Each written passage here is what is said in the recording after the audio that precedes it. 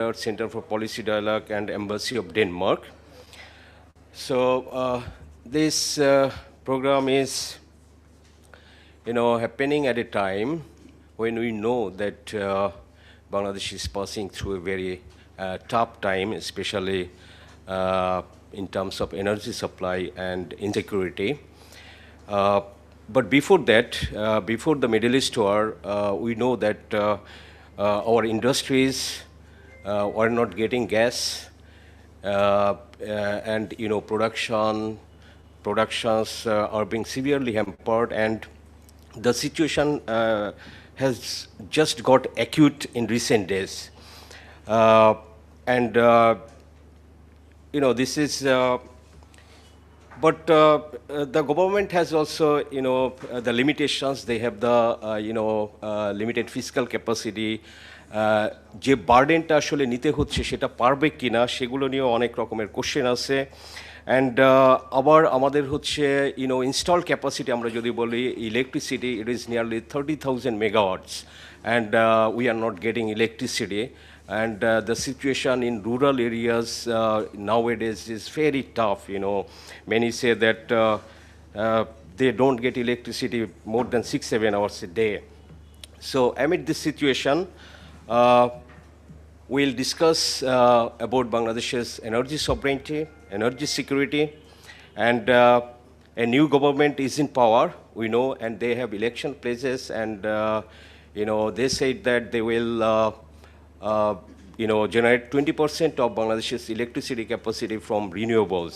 Very, very ambitious target. And earlier there was a target about 40%, 20% of renewables by 2040. So there are two targets. So we have with government officials, we have representatives from Embassy of Denmark, and CPD's Executive Director, Dr. Fahmida Khatun. Dr. Fahmida Khatun will chair today's program. As Shahid Latif said that, this program will be live telecast on Facebook and YouTube. তো আমরা আসলে আমাদের কথাগুলো specific এবং limit টাইমের মধ্যে যদি রাখি আমরা সবাই কথা বলতে পারবো, এবং যে আজকের ইম্পর্টেন্ট টপিক সেগুলো নিয়ে আমরা আসলে ভালো কিছু আউটকাম পাবো বলে আমরা আশা করি। Now I want to request doctor Fahmida Khatun to say something on the issue. Thank you, Sajjad.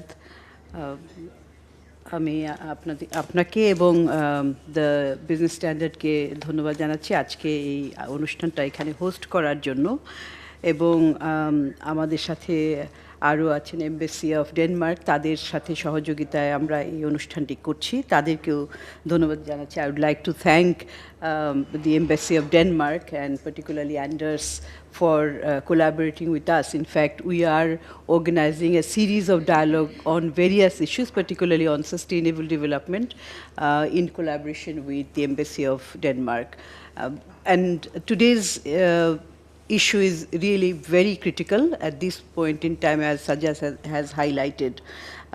So যারা আমাদের সাথে এই অনুষ্ঠানটাতে ফেসবুক লাইভেও যুক্ত হয়েছেন তাদেরকেও আমি স্বাগত জানাচ্ছি, এবং আজকে যারা সামনে বসে আছেন তাদেরকে ধন্যবাদ জানাচ্ছি। আজকে সকালবেলা একটা প্রাইম টাইম, প্রত্যেকেই যার যার প্রফেশন আছে, তারপরেও আপনারা এরকম একটি অনুষ্ঠানে এসেছেন এটার গুরুত্ব অনুধাবন করে, এবং আমরা আপনাদের আলোচনা থেকে ঋদ্ধ হব, এবং এখানে স্পেসিফিক কিছু সুনির্দিষ্ট প্রস্তাবনাও আমরা আপনাদের কাছ থেকে শুনব। কারণ এই জ্বালানির সমস্যাটা এখন এত প্রকট হয়ে দাঁড়িয়েছে যে এটার জন্য নীতিমালা আমরা জানি অনেকেই, কিন্তু আসলে বাস্তবায়নেরও বিষয় রয়েছে। সেই জন্য আমরা সরকারের পক্ষ থেকেও আমরা আমন্ত্রণ জানিয়েছি, সরকারের প্রতিনিধি এখানে আছেন, ধন্যবাদ, এবং আপনাদের প্রত্যেকে ধন্যবাদ জানাচ্ছি। আমি অনুষ্ঠানটা শুরু করার আগে দু একটা বিষয় বলতে চাচ্ছি এই থিমটার উপরে। আপনারা প্রত্যেকেই বিশেষজ্ঞ, তারপরেও আমি জাস্ট জেনারেল কয়েকটা কথা বলতে চাচ্ছি বাংলাদেশের জ্বালানি সার্বভৌমত্ব, বা যেটাকে আমরা বলছি যে energy sovereignty for Bangladesh, securing a resilient and sustainable future. অর্থাৎ বাংলাদেশের জন্য টেকসই এবং নিরাপদ ভবিষ্যৎ গড়ার জন্য বাংলাদেশের যে জ্বালানি সার্বভৌমত্ব দরকার সেটা নিয়ে আমরা আলোচনা করছি। তো যেমনটি সাজ্জাদ বলেছেন যে বাংলাদেশ এখন একটা আমাদের উন্নয়নের একটা গুরুত্বপূর্ণ মোড়ে দাঁড়িয়ে আছে, একটা ক্রস রোডস, এবং গত কয়েক দশকে আমরা জানি যে বাংলাদেশের অর্থনৈতিক প্রবৃদ্ধি অর্জন হয়েছে খুব উল্লেখযোগ্য হারে, এবং এর পিছনে কতগুলি ফ্যাক্টর কাজ করেছে। একটা তো অবশ্যই যে আমাদের রপ্তানি নির্ভর শিল্প, বিশেষ করে তৈরি পোশাক খাত, এবং এই উন্নয়নের ফলে আমাদের বাংলাদেশের দেখেছি যে প্রবৃদ্ধি হয়েছে, একদিকে দারিদ্র্য কমেছে, নগরায়ন বেড়েছে, শিল্প, পরিবহন এবং গৃহস্থালিতে জ্বালানির চাহিদা খুব দ্রুত বৃদ্ধি পেয়েছে। কিন্তু এই সাফল্যের আড়ালে একটা দুর্বলতাও আমরা লক্ষ্য করছি, সেটা হচ্ছে যে বাংলাদেশের জ্বালানি ব্যবস্থাটা এখনও শক্তিশালী কিংবা স্থিতিশীল হয়ে উঠতে পারেনি। এবং সেই জন্য আজকের যে বাস্তবতা, সেই বাস্তবতায় জ্বালানি শুধুমাত্র একটা খাত না, একটা পণ্য না, এটা অর্থনীতি, বাজেট এবং জাতীয় নিরাপত্তার সাথে সরাসরিভাবে যুক্ত। এবং আমরা জানি যে বাংলাদেশ যে স্বল্পোন্নত দেশ থেকে, এলডিসি থেকে উত্তরণ ঘটবে, বাংলাদেশ উত্তরণ ঘটতে যাচ্ছে বাংলাদেশের, ইনফ্যাক্ট এই বছরের 24শে নভেম্বর। তো তখন বাংলাদেশের আসলে আমরা যেটা বলছি যে রপ্তানি বহুমুখীকরণ, শিল্পায়ন, এগুলোর আরও বহুমুখীকরণ করতে হবে এবং অর্থনীতিতে একটা রূপান্তর ঘটতে হবে, সামগ্রিকভাবে ইকোনমিক ডাইভার্সিফিকেশন দরকার হবে। এবং তখন জ্বালানি নিরাপত্তাটা একটা চ্যালেঞ্জ হয়ে দাঁড়াবে আমাদের জন্য, যদি না আমরা এটাকে অর্জন করতে পারি, জ্বালানি নিরাপত্তাটা অর্জন করতে পারি এবং জ্বালানি সভরেন্টি আমরা নিজেরা অর্জন করতে না পারি। তো কারণ এমন একটা জ্বালানি ব্যবস্থা যেটা কিনা সম্পূর্ণভাবেই আমদানি নির্ভর হয় এবং যদি আন্তর্জাতিক বাজারের উপর নির্ভরশীল হয়, তাহলে সেটা কখনোই সাস্টেনেবল হয় না, দীর্ঘমেয়াদে সেটা টেকসই হয় না। এবং আরেকটি বিষয় হচ্ছে যে বাংলাদেশের যে জ্বালানি, বাংলাদেশের বিদ্যুৎ উৎপাদন যেটা হয়, তার বড় অংশটাই হয়ে থাকে জীবাশ্ম জ্বালানি থেকে, ফসিল ফিউল থেকে, যেমন গ্যাস, তেল, কয়লা। এবং দেশীয় যে গ্যাস, সেটা একসময় আমাদের জ্বালানির অন্যতম প্রধান উৎস ছিল, কিন্তু আমরা এটাও জানি যে ক্রমান্বয়ে এটার মজুদটা শেষ হয়ে যাচ্ছে, খুব দ্রুতই শেষ হয়ে যাচ্ছে, এবং যার ফলে আমরা দেখছি যে বাংলাদেশকে বেশি বেশি করে তরলীকৃত প্রাকৃতিক gas, LNG, liquefied natural gas, সেটা আমদানি করতে হচ্ছে। এবং যে বাংলাদেশের যে বিভিন্ন প্রতিষ্ঠান রয়েছে, পেট্রো বাংলা কিংবা পাওয়ার ডেভেলপমেন্ট বোর্ড, তাদের তথ্য অনুযায়ী এখন আমরা জানি যে বিদ্যুৎ উৎপাদনে এখনও গ্যাসের ভূমিকাটা সবচেয়ে বেশি, কিন্তু এটার আবার বড় একটা অংশই কিন্তু আমদানি নির্ভর। এবং এই আমদানি নির্ভরতাটা আমাদের জন্য কতটা ঝুঁকিপূর্ণ সেটা কিন্তু আমরা শুধুমাত্র এখন দেখছি না, তার আগেও দেখেছি। 2022-23 সালে যখন ইউক্রেন যুদ্ধের পরেও যখন দেখেছি আমরা যে সরবরাহ শৃঙ্খলে একটা বাধা সৃষ্টি হয়েছে, তখনও কিন্তু এই এলএনজির দাম কিন্তু হঠাৎ করে কয়েক গুণ বেড়ে যায়। তখন বাংলাদেশকে সেখানে একটা রেশনালাইজেশন করতে হয়, গ্যাস কেনা কমাতে হয়, কিন্তু কমাতে গেলে আমাদের শিল্প উৎপাদন ব্যাহত হয় এবং বিদ্যুৎ ঘাটতিও দেখা দেয়। এবং তার পাশাপাশি যখন দাম বেড়ে যায়, তখন কিন্তু যেহেতু আমরা বৈদেশিক মুদ্রায় আমদানি করে থাকি, বৈদেশিক মুদ্রার রিজার্ভের মধ্যেও একটা চাপ পড়ে এবং সরকার এই জ্বালানি খাতে ভর্তুকি দিয়ে আসছে বরাবরই, তখন কিন্তু ভর্তুকির চাপটা আরও বেশি বেড়ে যায়।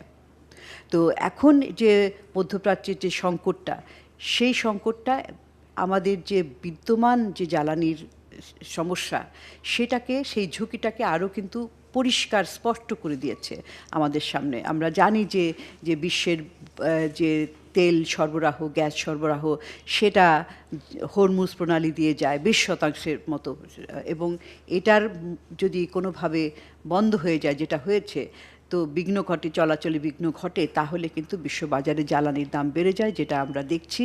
এবং তার ফলে এইটার দামের উপরে বাংলাদেশের উপরে সরাসরি প্রভাব পড়ে, বাংলাদেশের আমদানি খরচ বাড়ে, মুদ্রাস্ফীতি, মূল্যস্ফীতি, যেটা কিনা আমরা অলরেডি এক্সপিরিয়েন্স করছি গত প্রায় 3 বছর থেকে, উচ্চ মূল্যস্ফীতি বাংলাদেশে। এবং এই জ্বালানির দাম বৃদ্ধির ফলে মূল্যস্ফীতির চাপটা আরও বেড়ে যাওয়ার আশঙ্কা তৈরি হয় এবং সামগ্রিকভাবে অর্থনীতিতে একটা চাপ সৃষ্টি হয়। তো এই ধরনের পরিস্থিতির প্রেক্ষিতে আমাদের কিন্তু গুরুত্বপূর্ণ শিক্ষা আছে। আমরা সংকটের সময় বারবার শিক্ষা নেই, কিন্তু দুঃখজনকভাবে সেই শিক্ষাটা খুব একটা স্থায়ী হয় না, এবং শিক্ষা থেকে আসলে অ্যাকশনে আমরা যেতে পারি না।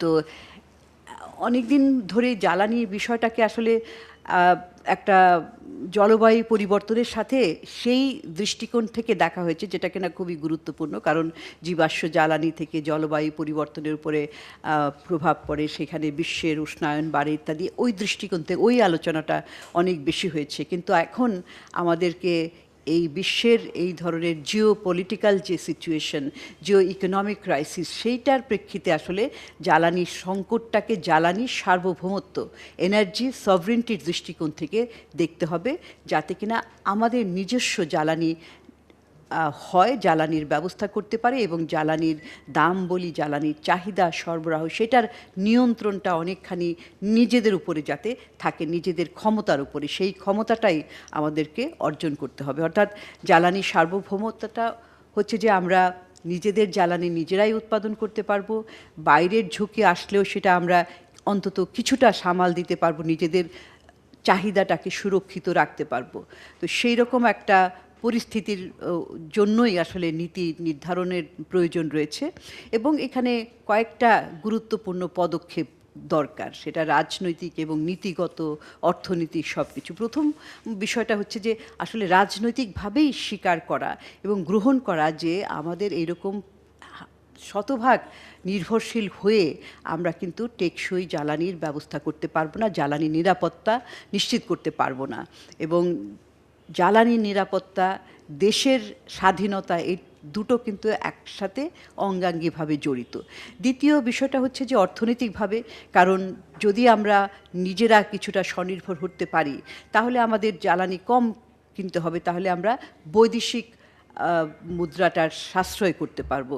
এবং তৃতীয় বিষয়টা হচ্ছে যে সাধারণ মানুষও এটার উপকার পাবে, তারা এটার গুরুত্বটা সহজেই বুঝতে পারে, কারণ জ্বালানির দামের সাথে আমাদের নিজেদের জীবনযাত্রাটা প্রত্যক্ষভাবে জড়িত অনেকভাবেই। সেটা আপনার যোগাযোগ ব্যবস্থা, ট্রান্সপোর্ট বলি, কিংবা ঘরের ভিতরে বিভিন্ন ধরনের মানে বিদ্যুতের ব্যবহার, কিংবা যারা ব্যক্তি খাতে শিল্প উৎপাদনকারী, ব্যক্তি খাতের উৎপাদনকারী রয়েছেন, তাদের জন্য তো আরও বেশি গুরুত্বপূর্ণ। আর আরেকটি বিষয় হচ্ছে যে এটা একটা দীর্ঘমেয়াদী উন্নয়ন পরিকল্পনাটা কেমন? টেকসই উন্নয়ন পরিকল্পনা, অর্থাৎ যে বিশ্বব্যাপী যে এগ্রিমেন্ট আছে, আমরা জানি যে প্যারিস চুক্তি, প্যারিস এগ্রিমেন্ট যেটা হয়েছে, সেটার অধীনে কিন্তু আমাদেরকে এই জীবাশ্ম জ্বালানি থেকে বের হয়ে এসে একটা টেকসই জ্বালানির মধ্যে, পরিচ্ছন্ন জ্বালানির মধ্যে যেতে হবে, যাতে কিনা এটা দীর্ঘ সময়ের একটা টেকসই, সত্যিকার অর্থে টেকসই উন্নয়নের একটা অংশ হয়। সেই লক্ষ্যটা কিন্তু আমরা পূরণ করতে পারবো। কিন্তু আমরা দেখছি যে এখনও পর্যন্ত আমাদের যে নবায়নযোগ্য জ্বালানি, সেটার পরিমাণ এখনও কম, মোট জ্বালানির মধ্যে 5.3% মতো আছে। তো এটার মধ্যেও কেন এটা কম সেটাও আমরা জানি, বিভিন্ন ধরনের সমস্যা, বাধা রয়েছে, সেখানে জমির অভাব বলা হয়ে থাকে, বিদ্যুৎ গ্রিডের সীমাবদ্ধতা, বিনিয়োগের সীমাবদ্ধতা, এবং আরেকটা হচ্ছে যে নীতিগত অনিশ্চয়তা। তো এই জায়গাগুলিতে কিন্তু আমাদের সরকারি পর্যায়ে, ব্যক্তি পর্যায়ে পদক্ষেপ নেওয়ার প্রয়োজন রয়েছে। আজকের আলোচনায় যারা অংশ নেবেন তারা এই বিষয়গুলোর উপরে আলোকপাত করবেন, এবং আরও তাদের যে অভিজ্ঞতা রয়েছে সেই অভিজ্ঞতার প্রেক্ষিতে তারা আমাদের এখানে সুপারিশমালাগুলি তুলে ধরবেন। আমরা সেই সুপারিশমালাগুলি এই বিজনেস স্ট্যান্ডার্ড তারা তাদের সাপ্লিমেন্টের মধ্যে তুলে ধরবে, এবং তার মাধ্যমে নীতি নির্ধারক এবং যারা এই খাতের সাথে সংশ্লিষ্ট স্টেক হোল্ডার আছেন তাদের কাছেও তুলে ধরবেন। আমি এখানেই শেষ করছি। আরেকবার আপনাদেরকে ধন্যবাদ জানাচ্ছি আমাদের এই অনুষ্ঠানে অংশগ্রহণ করার জন্য। সাজ্জাদ, আপনার কাছে। Thank you, Dr. Famida Khatun, for your insights and opening remarks. So now I want to request Mr. Anders Carlsen, Deputy Head of Mission, Embassy of Denmark, to say something. Thank you very much, and good morning, everyone. I'm afraid my Bangla is still not strong enough to give my remarks in Bangla, but let me just say a few words anyway. And as opposed to Bangladesh, at this moment, Denmark doesn't have a government. We had elections in middle of March, and we have a bit cloudy picture, and negotiations are still going on to try to form a government. And that means that when we participate in events like this, we can only do it in a listening and learning mode in any case. That would also be the case anyway, because amongst such a distinguished group of people, we would be here to learn anyway. But let me at least thank the Business Standard for hosting us today, and CPD for facilitating and convening. As Dr. Famida said, this is a series. This is one in a series of events that we have initiated to focus on sustainable development and achieving the sustainable development goal. So thanks for that to CPD, not only for the facilitation, but also for very solid and input of high quality as always. Let me just say though that of course this current global situation sort of accentuates the topic that I believe we chose before. We knew there would be this fuel crisis now, but it proves the need to discuss these things. And from a Danish point of view, I think we can safely say that we'd like to see more focus on renewable energy as part of this solution. Now, not only as a way to sort of save the planet, as it were, but also as a way to achieve control over our future, energy sovereignty. I think we believe that that renewable is the way forward, and we think there is a strong capacity and potential in Bangladesh to transition more and more into that, and we are here as a partner ready to support and share our experience in this field. But I think given the instruction of listening and learning mode, I would leave it there. Thank you again all for being here and for having organized this event. Thank you. Thank you, Mr. Coulson. So now I'm going to open the floor, and before opening, I'm to say something, some few words. And আসলে আমাদের energy ইম্পোর্টে যেটা doctor Famida Khatun বলছিলেন যে আমাদের এটা ফরেক্সের উপরে pressure ফেলে, ইনফ্লেশনেও impact করে। সো আমরা যদি বলতে চাই আমাদের ধরেন যে তেল এবং গ্যাস ইম্পোর্টে প্রেজেন্ট যে ট্রেন্ড তাতে $10 to $12 billion হচ্ছে খরচ যাবে। সো হিউজ, এটা আসলে আমাদের $14 billion আমাদের আরএমজি এক্সপোর্টের নেট এক্সপোর্ট বেসিক্যালি, ইম্পোর্টটা মাইনাস করলে। সো এটাই হয়। So it is so critical. And আমরা দেখছি যে গ্লোবালি যে কোনো একটা শকে, ইউক্রেন ওয়ারের কথা ডক্টর ফামিদা বলেছেন, বাট এই যে মিডল ইস্টের ঘটনা, তো তার ফলে যে আমাদের মতো দেশের যারা মানে অলমোস্ট এতটা বেশি ইম্পোর্টের উপরে নির্ভরশীল, সো সেটা আমাদের জন্য কীরকম চ্যালেঞ্জ তৈরি করছে। আমাদের আসলে এটা আমাদের শিল্প কলকারখানায় প্রোডাকশন থেকে শুরু করে আসলে আমাদের সাপ্লাই চেইন, ইভেন আপনাদের যদি বলি রিসেন্টলি আমরা একটা রিপোর্ট করেছি, সেখানে আমরা দেখেছি যে বড় বড় বিজনেস গ্রুপ তারা তাদের ফিনিশড প্রোডাক্ট আসলে ডেলিভার করতে পারছে না বিকজ অফ ডিজেল ক্রাইসিস। তার আগে যে একটা ট্রাক দিনে একটা ট্রিপ দিত বা দুইটা ট্রিপ দিত, সে এখন দুইটার জায়গায় একটা দিচ্ছে। সো এই যে ডিসরাপশন, এগুলো আসলে লং টাইম যদি চলে তো সেটা কিন্তু আসলে আমাদের ওভারঅল যে ম্যাক্রো ইকোনমিক স্ট্যাবিলিটি সেখানেও কিন্তু সিভিয়ারলি এফেক্ট করবে। জব, এমপ্লয়মেন্ট থেকে শুরু করে আসলে ট্যাক্স কালেকশন, সেগুলোতে এগুলো বড় একটা ইম্প্যাক্ট ফেলবে। তো এটা আসলে আমাদের যেটা আজকের বিষয়, যে আসলে এটা জ্বালানি সমস্যা নিয়ে আমরা আলোচনা করছি অনেক দিন, কিন্তু এটা আসলে এখন সার্বভৌমত্বের বিষয় হয়েছে। তো এখানে নবায়নযোগ্য শক্তির আলোচনা আসলে অনেক দিন ধরে আমরা শুনছি, যে অন্তত গত 20 বছর ধরে যে বিভিন্ন রকমের টার্গেট আমরা দেখেছি যে বাই 2030 এত হবে, 2040 এত হবে। সো সেটা আসলে বাস্তবিক অর্থে আমরা কিন্তু সেটা দেখছি না। এবং যেটা আমি জানতাম যে 4% অফ আওয়ার ইলেকট্রিসিটি সেটা রিনিউয়েবলস থেকে, বাট ডক্টর ফাহমিদা বললেন যে 5.3%।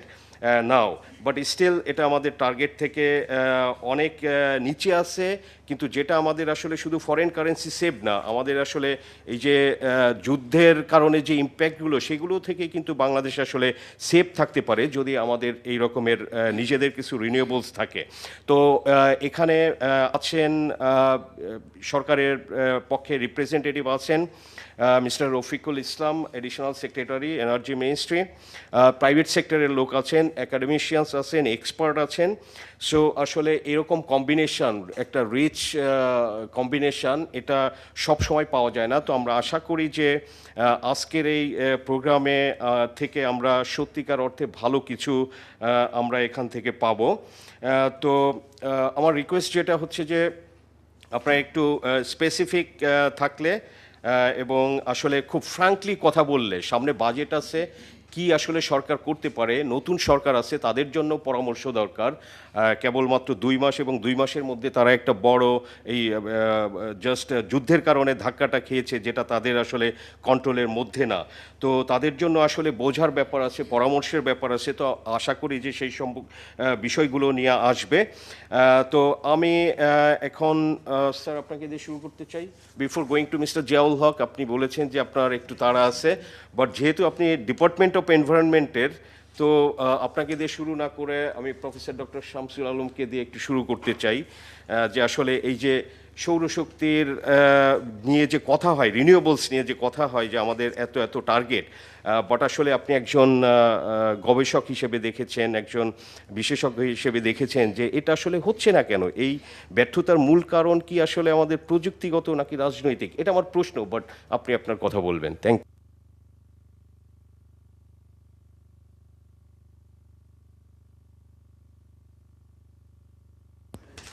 সেখানেই সমস্যাটা।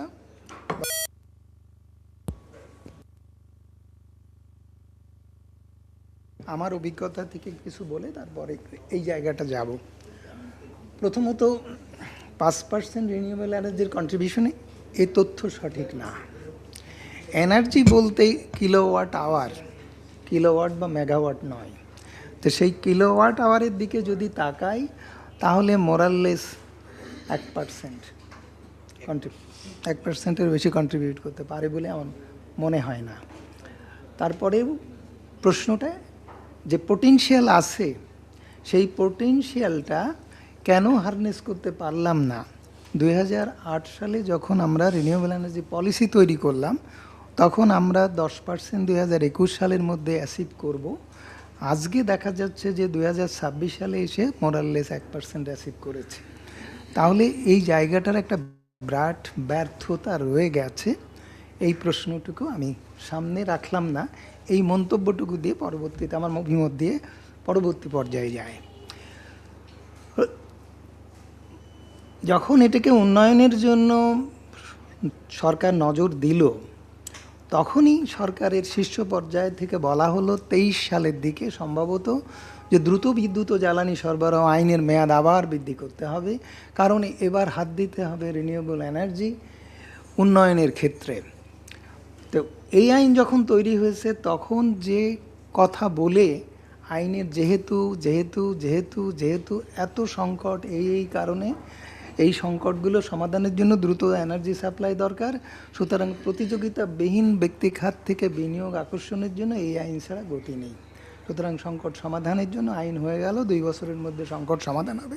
2 বছর পরে আবার বাড়ানো হলো, তারপরে আবার বাড়ানো হলো, তারপরে আবার বাড়ানো হলো।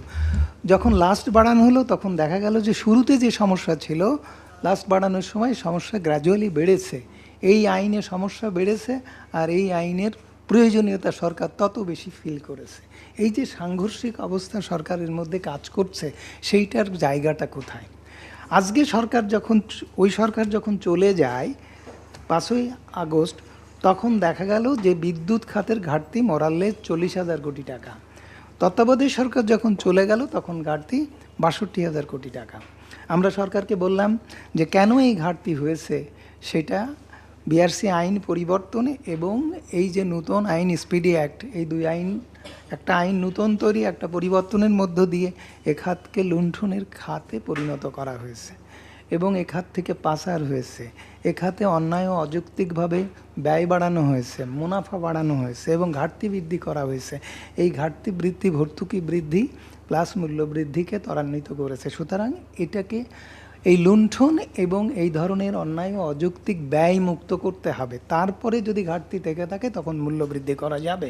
সরকার প্রথমে এদিকে মূল্য বৃদ্ধির ব্যাপারটি, তেলের মূল্য বাড়ালো না, এখন দেখা যাচ্ছে যে বিদ্যুতের মূল্য বাড়ানোর জন্য অর্থ উপদেষ্টাকে দিয়ে কমিটি করা হয়েছে এবং তারা প্রস্তাব তৈরি করবেন এবং এই বিষয়টি সামনে এসছে আইএমএফের কিস্তি ছাড়ের জন্য। এই কথাটা আপনাদেরকে বিশেষভাবে মনে রাখা দরকার। ওয়ার্ল্ড ব্যাংক এ খাতকে বাণিজ্যিক খাত তৈরি করতে চায়, আইএমএফ এ খাতকে ব্যবসা বানাতে চায় এবং ভর্তুকি মুক্ত করতে চায়, মূল্য বেশি বেশি করতে চায় এবং এ খাতকে আমদানি বাজারে রূপান্তরিত করতে চায় এবং সেটা অনেকখানি করে ফেলেছে। যখনই এই কিস্তি ছাড়ের ব্যাপার আসে তখনই সরকার অস্থির হয়ে যায়, সরকার আর স্টেবল থাকে না, যেন তেন প্রকারে মূল্যবৃদ্ধির প্রস্তাব নিয়ে আসে এবং তড়িঘড়ি করে মূল্যবৃদ্ধি করে। এর ন্যায্যতা আছে কিনা, যৌক্তিকতা আছে কিনা সেসব বিষয়টি নয়।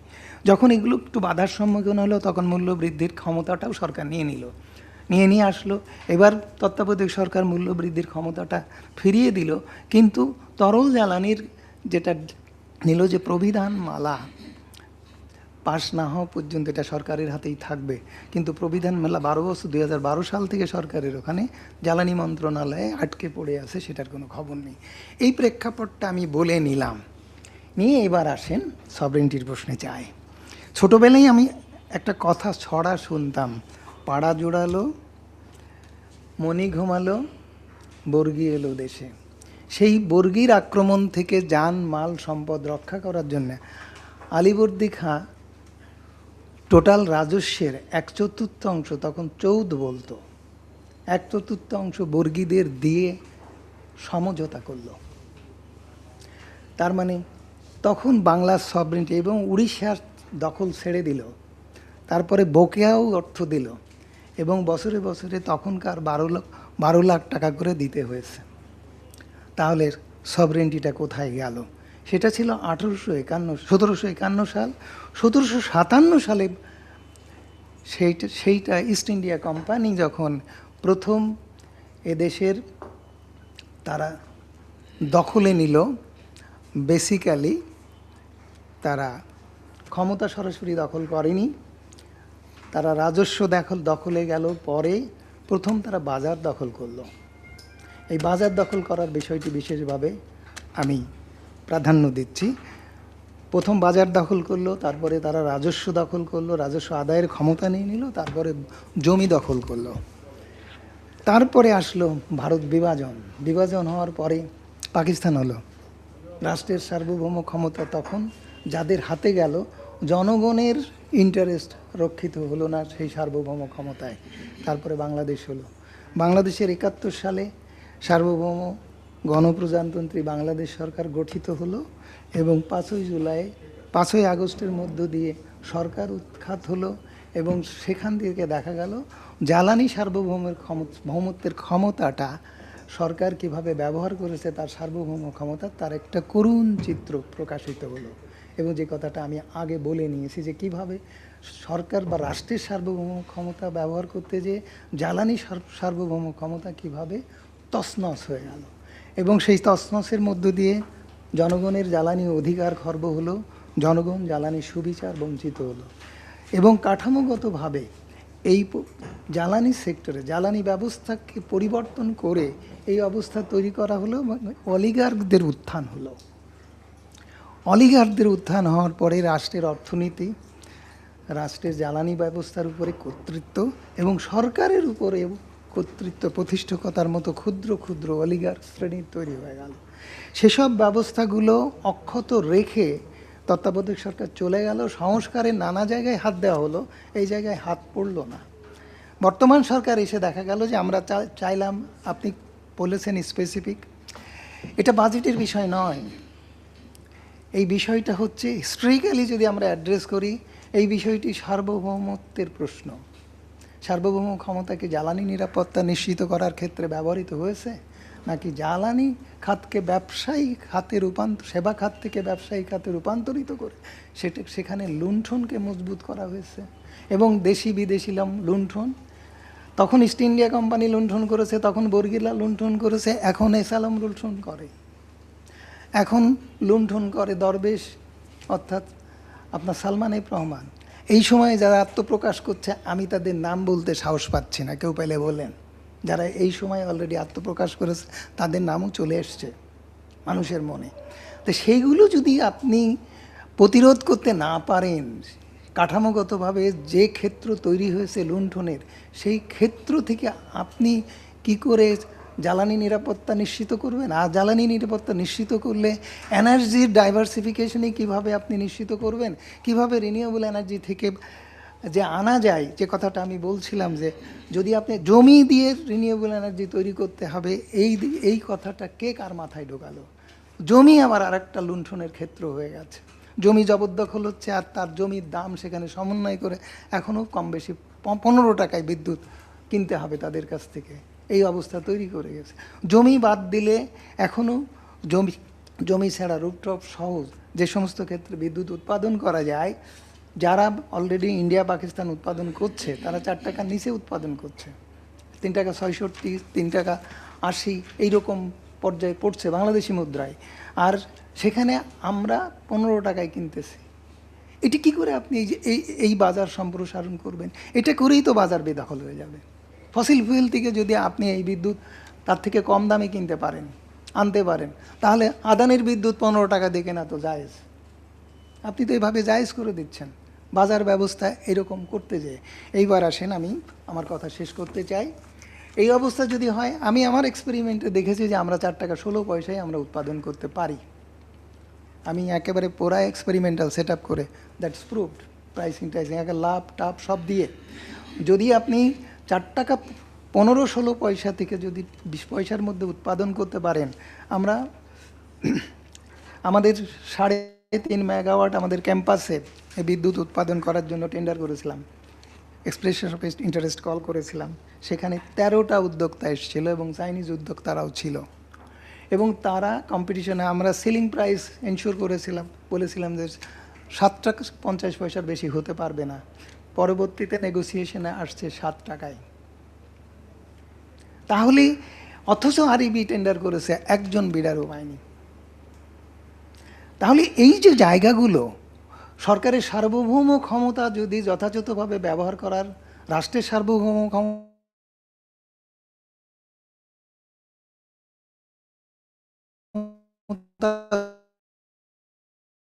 এইভাবে বটম আপ অ্যাপ্রোচে তৈরি করে আজকে ভেহিকেলের জন্য, আজকে ইরিগেশনের জন্য, আজকে স্ট্রিট লাইটের জন্য, এসব জায়গাগুলোতে কেন বিদ্যুৎ সরবরাহ এখান থেকে করতে পারলো না? কেন এই বিদ্যুতের মজুদ ব্যবস্থা গড়ে তুলতে পারলো না? ক্যাপাসিটি ডেভেলপমেন্ট করতে পারলো না? কেন নিজস্ব সক্ষমতায় ইস্টার্ন রিফাইনারি তৈরি করতে পারলো না? কেন আজমজেদ চৌধুরীর মতো উদ্যোক্তারা এলপিজি টার্মিনাল তৈরি করার জন্য বাঘে মহিষে লড়াই করে?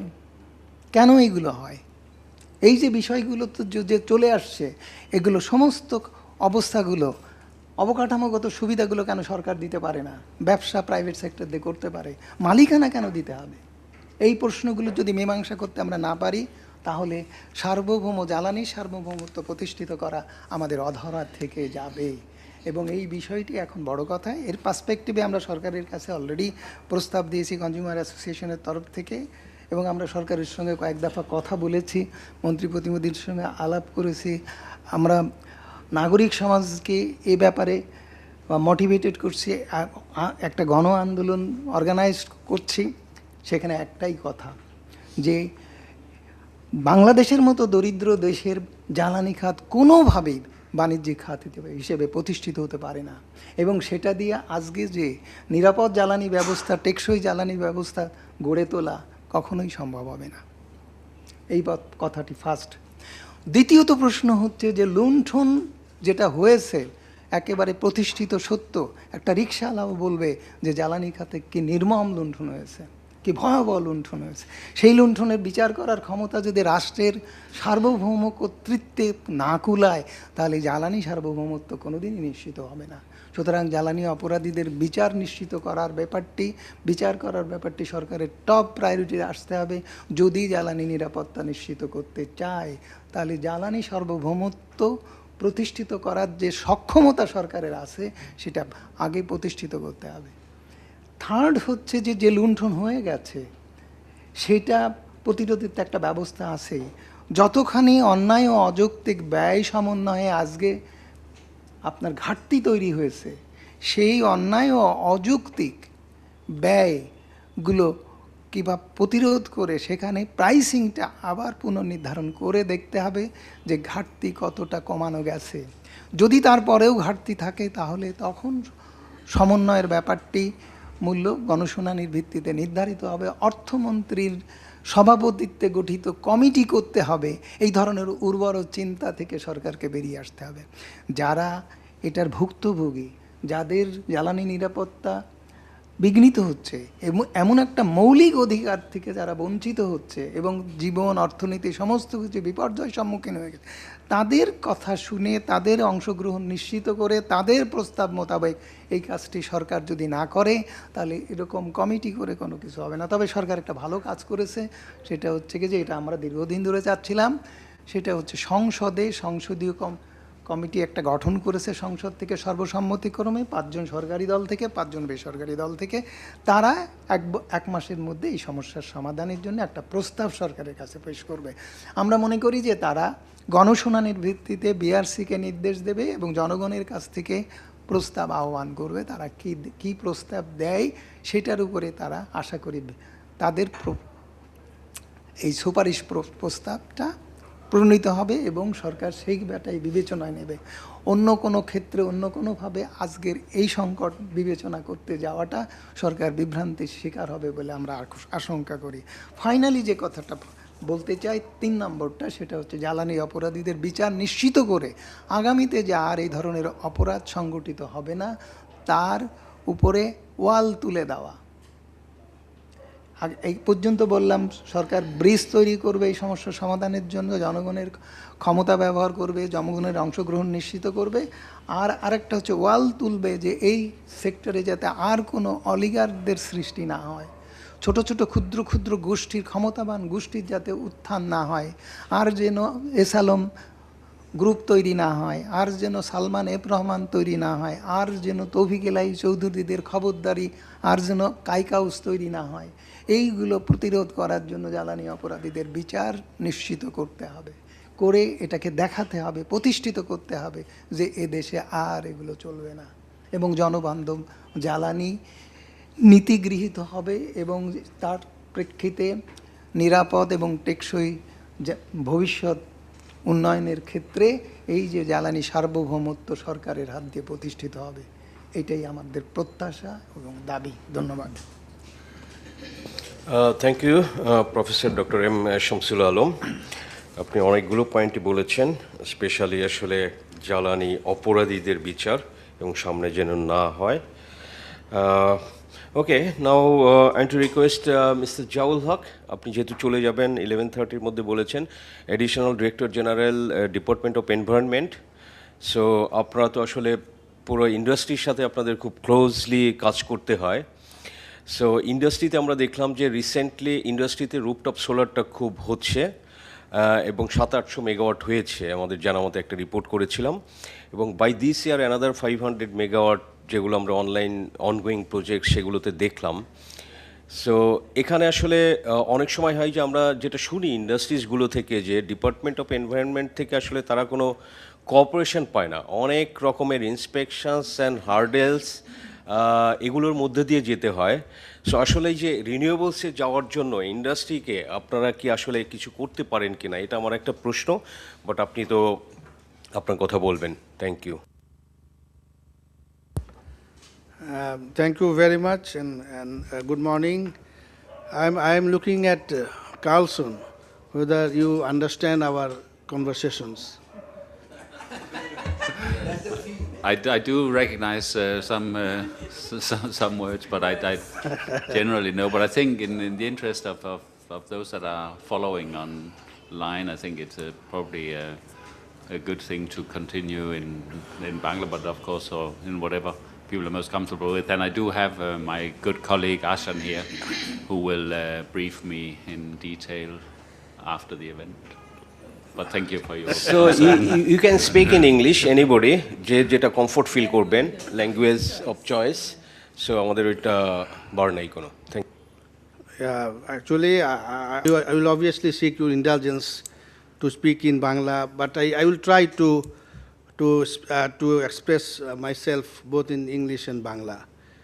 The point, and that's why let me congratulate Business Standard, CPD, and the Danish Embassy for organizing these very important discussions.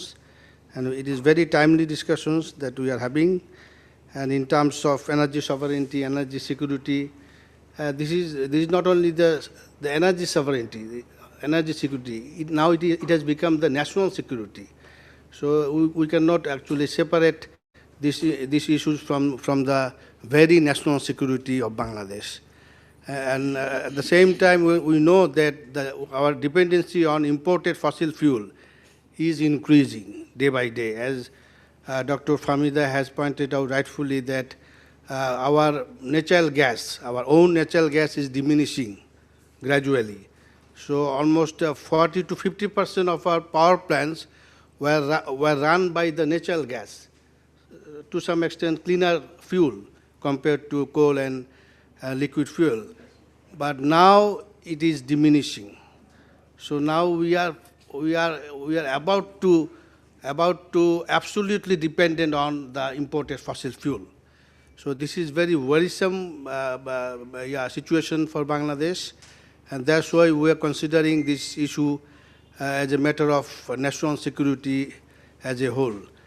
And Professor Dr. M. Samsul Alam has raised many issues in terms of political, social, cultural, many issues. Carlson has not understood the points he has raised, but he has covered everything, starting from administrative, then economic, then social, and as well as the transparency issues, the accountability and transparency, the corruption.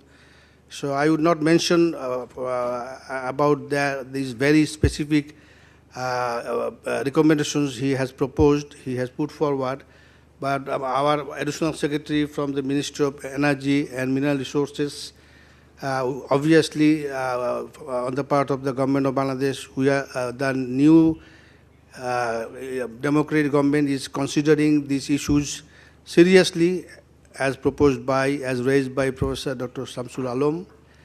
And from the Ministry of Environment, Forest and Climate Change, from the DOE, in fact, if you consider the policy strategy, the government, the political will has been demonstrated in our policy, in our action plan.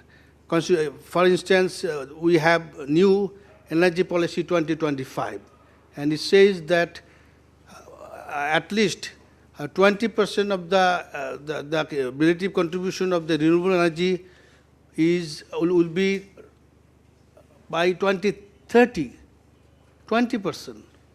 So it is an ambitious target.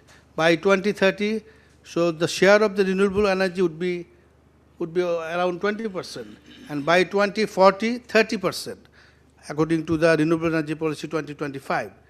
And accordingly, we submitted our NDC 3, the nationally determined contribution.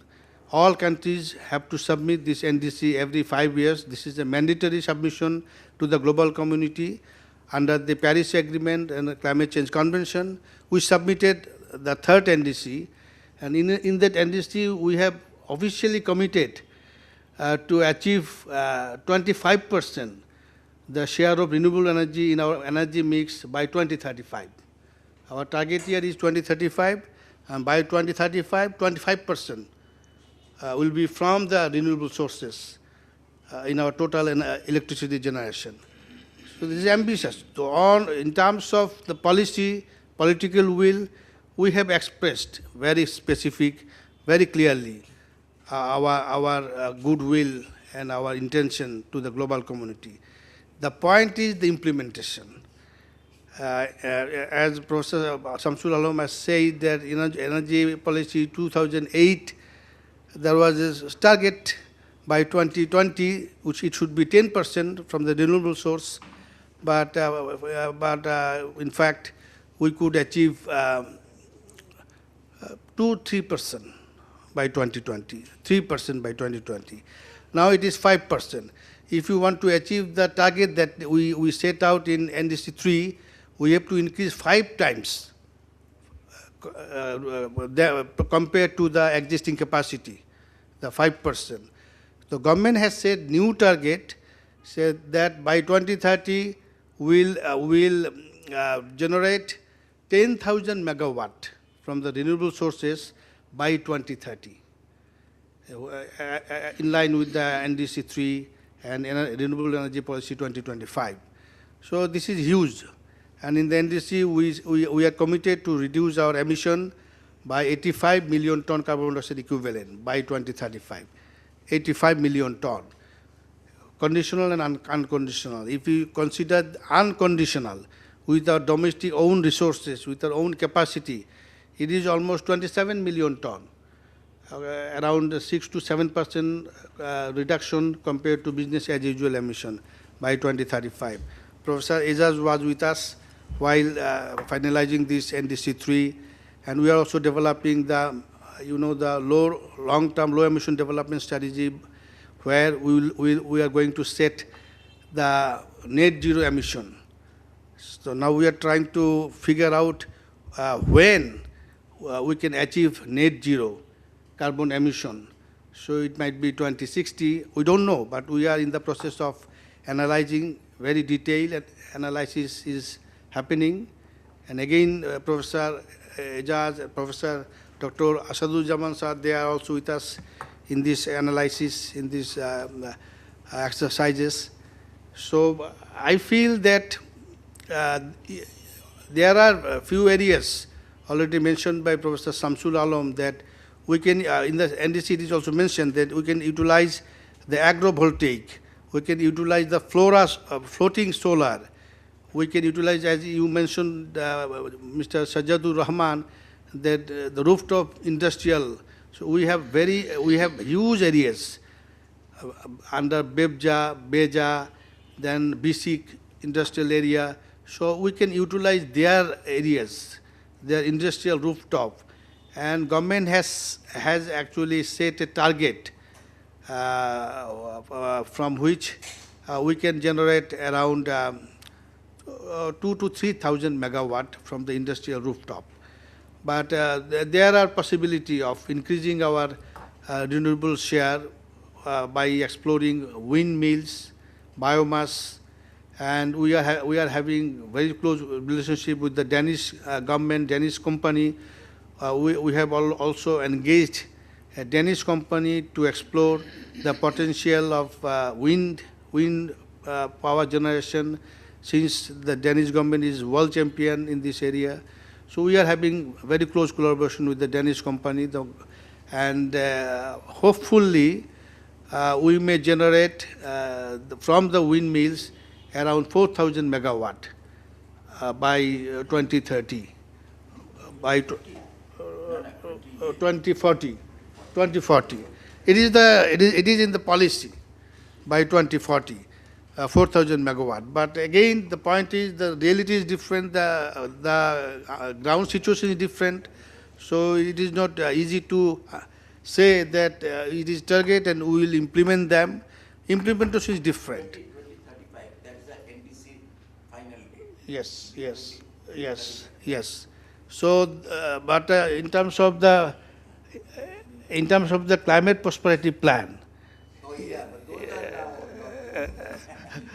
in the climate prosperity plan that we developed and approved by the government, it said to us that there should be 4,000 megawatt by windmills.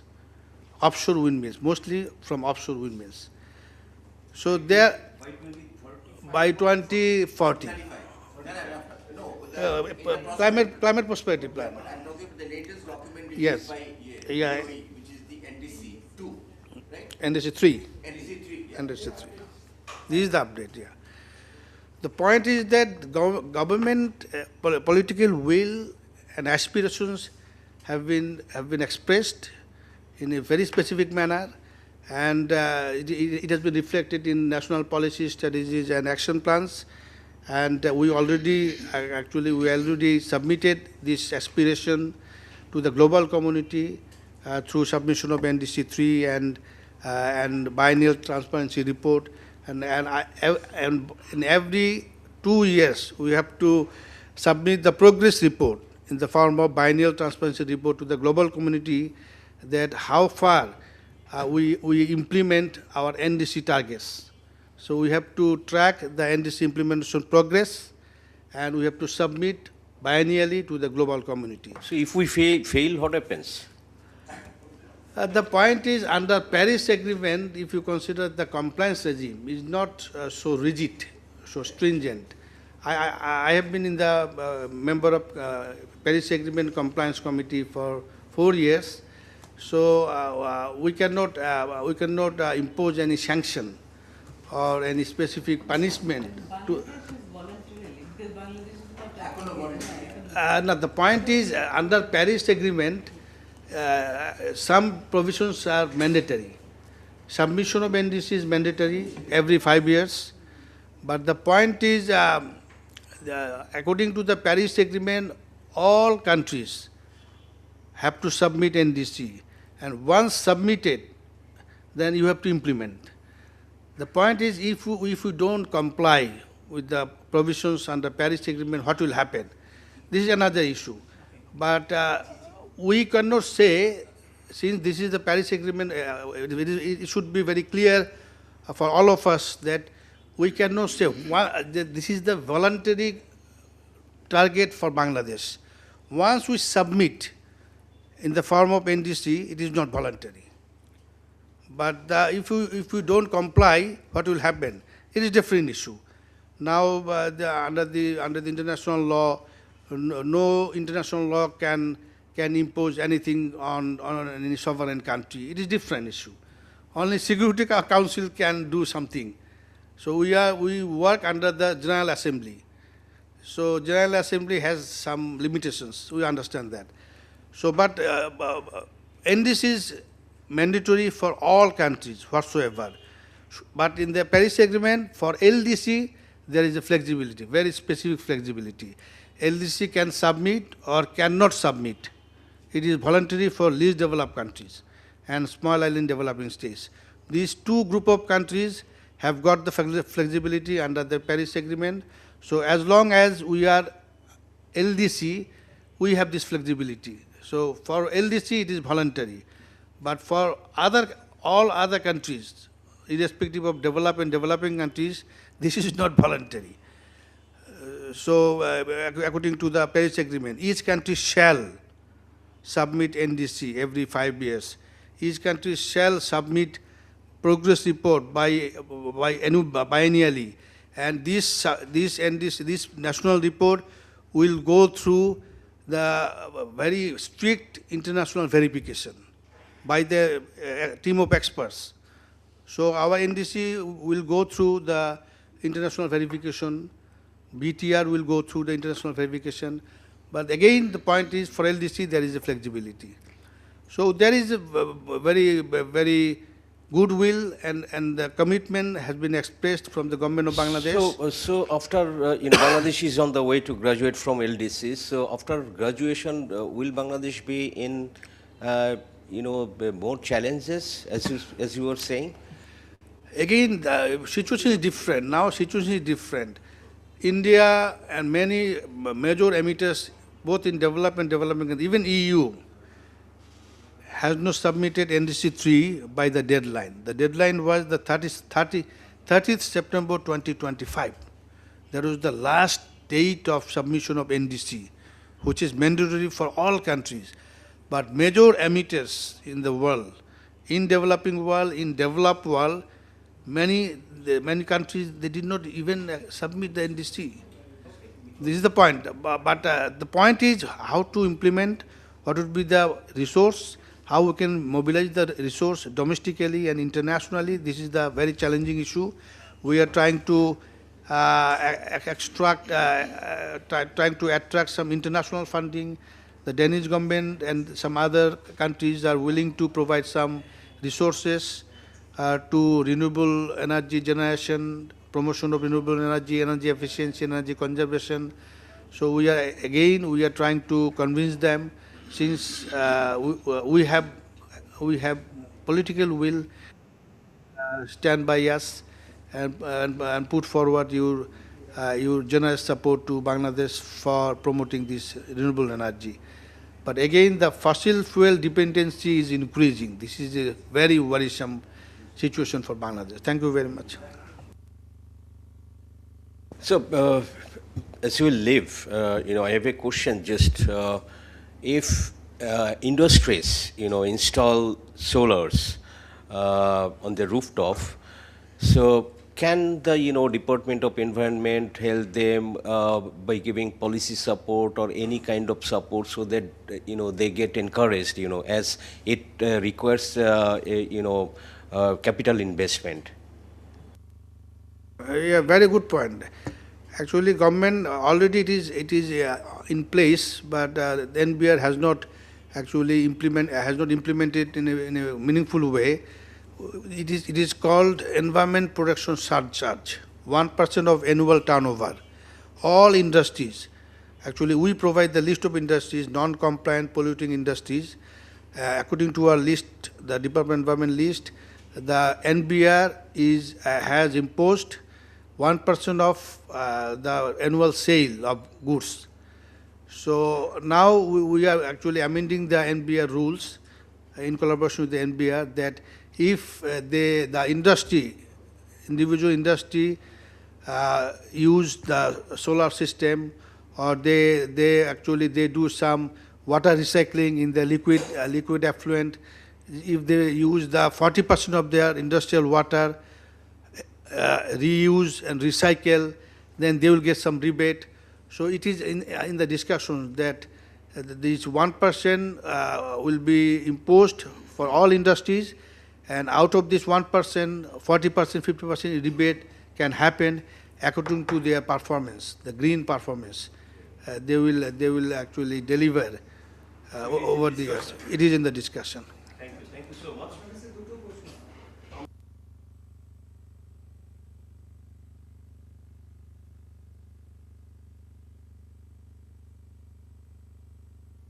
থেকে এই renewable energy প্রমোশনের ব্যাপারে অনেক জায়গা থেকে উদ্যোক্তাদের কাছ থেকে আসছে, সব জায়গা থেকে এসছে যে ট্যাক্স ভ্যাট আর সরকারের রাজস্ব আহরণের যে উৎস হিসেবে এটা দেখা হচ্ছে, সরকার সে জায়গা থেকে সরে আসুক। যদিও আমরা চাচ্ছি পুরো এনার্জি থেকেই সরকার সরে যাক। তো এই ব্যাপারে আপনারা কোনো প্রস্তাব দেবেন কিনা?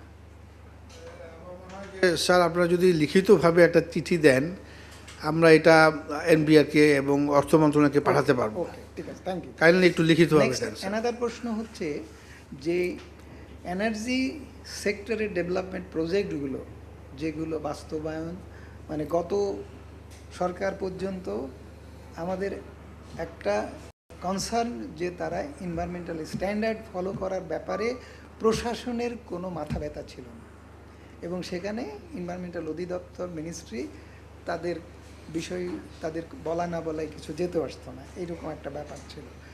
এই যে 2 বছর মোটামুটি পার হয়ে গেল, তাতে এই পরিস্থিতির কি কোনো উন্নয়ন হয়েছে কিনা? হবে, আমাদের আলোচনা শুরু হয়েছে, মাননীয় প্রধানমন্ত্রীও উনি ডেকেছেন, বিভিন্ন জনকে ডেকে কথা বলছেন। তো আমার মনে হয় যে একটা পজিটিভ কিছু ইমপ্রুভমেন্ট আমরা দেখতে পাবো। আপনাদেরকে আরেকটা চিঠি এর পাশাপাশি আমরা দেব, যে যতগুলো গত 2 দশক বা 15 বছর যেটা সময় হোক, যত এনার্জি সেক্টরের প্রজেক্ট হয়েছে, সেই প্রজেক্টগুলো এনভায়রনমেন্টাল স্ট্যান্ডার্ড মেনটেন করার ব্যাপারে তাদের ডিগ্রি অফ কমপ্লায়েন্স কেমন, তার উপরে আপনারা একটা শ্বেতপত্র বের করেন।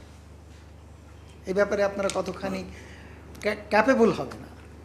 কারণ আমাদের সব ক্ষেত্রেই তো সক্ষমতার একটা বড় প্রশ্ন। আমাদের এখন মনিটরিং গত ইন্টারিম গভর্নমেন্টের সময় আমরা একটা শুরু করেছিলাম যে আমাদের কোল বেস পাওয়ার প্ল্যান্টের এনভায়রনমেন্টাল পারফরমেন্স কেমন, বিশেষ করে pollution, both air pollution and water pollution, ওগুলো দেখা। তো শুরু করেছিলাম আমরা রামপাল দিয়ে শুরু করেছিলাম, পায়রাতেও আমরা গেছি।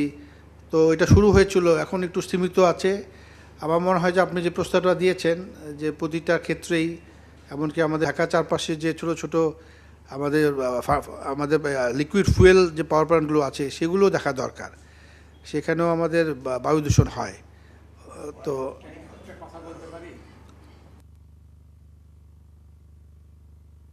Remember it.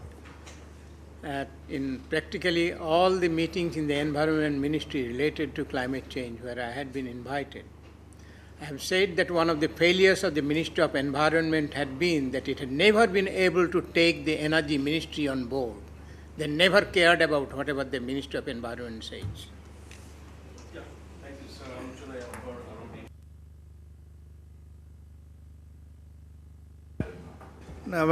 This is true. This is true that still we have to improve the inter-ministry, inter-agency coordination, and we normally work with our own mandate. This is my mandate, so I will stick to my mandate.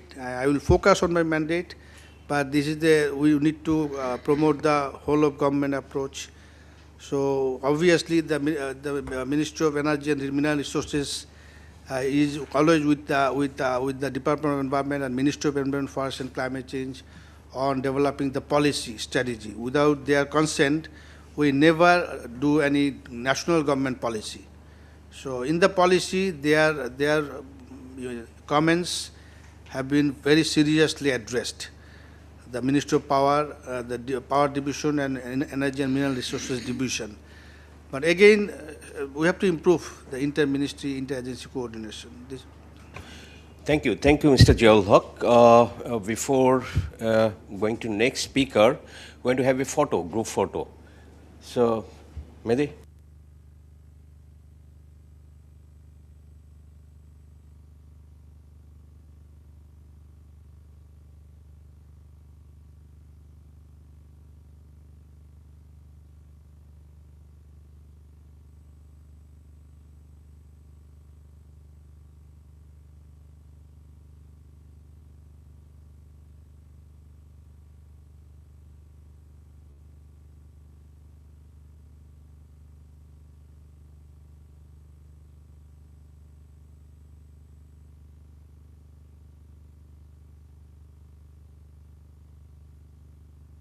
Thank you. Now I want to request Mr. Misbahul Asif Siddiqui, Deputy Managing Director and Head of Wholesale Banking, Citibank PLC. So, আপনি তো বলবেন, but আপনার প্রশ্ন হচ্ছে আপনারা যেহেতু সরাসরি ইন্ডাস্ট্রিজগুলোর সাথে কাজ করেন আপনাদের ক্লায়েন্ট, সো এখন আসলে ট্রেন্ডটা আপনারা কেমন দেখছেন? বা আমার একটা কিউরিওসিটি যে কেউ যদি রুফটপ সোলার করবে কোনো ইন্ডাস্ট্রি, তো সেখানে আসলে নর্মাল যে আপনাদের লেন্ডিং রেট সেগুলো থেকে কি আসলে তাদের জন্য কোনো কম পড়ে বা কোনো ধরনের ইনসেন্টিভ আছে কি না, কোনো বেনিফিটস আছে কি না, এবং আপনারা ট্রেন্ডটা কি দেখছেন বর্তমানে? সো এটা আমার একটু প্রশ্ন আপনার কাছে। Okay, thank you. Before I come to, sorry, I have problem with my voice, just got cold some. Before I come to the rooftop, I think we are talking about the total national energy.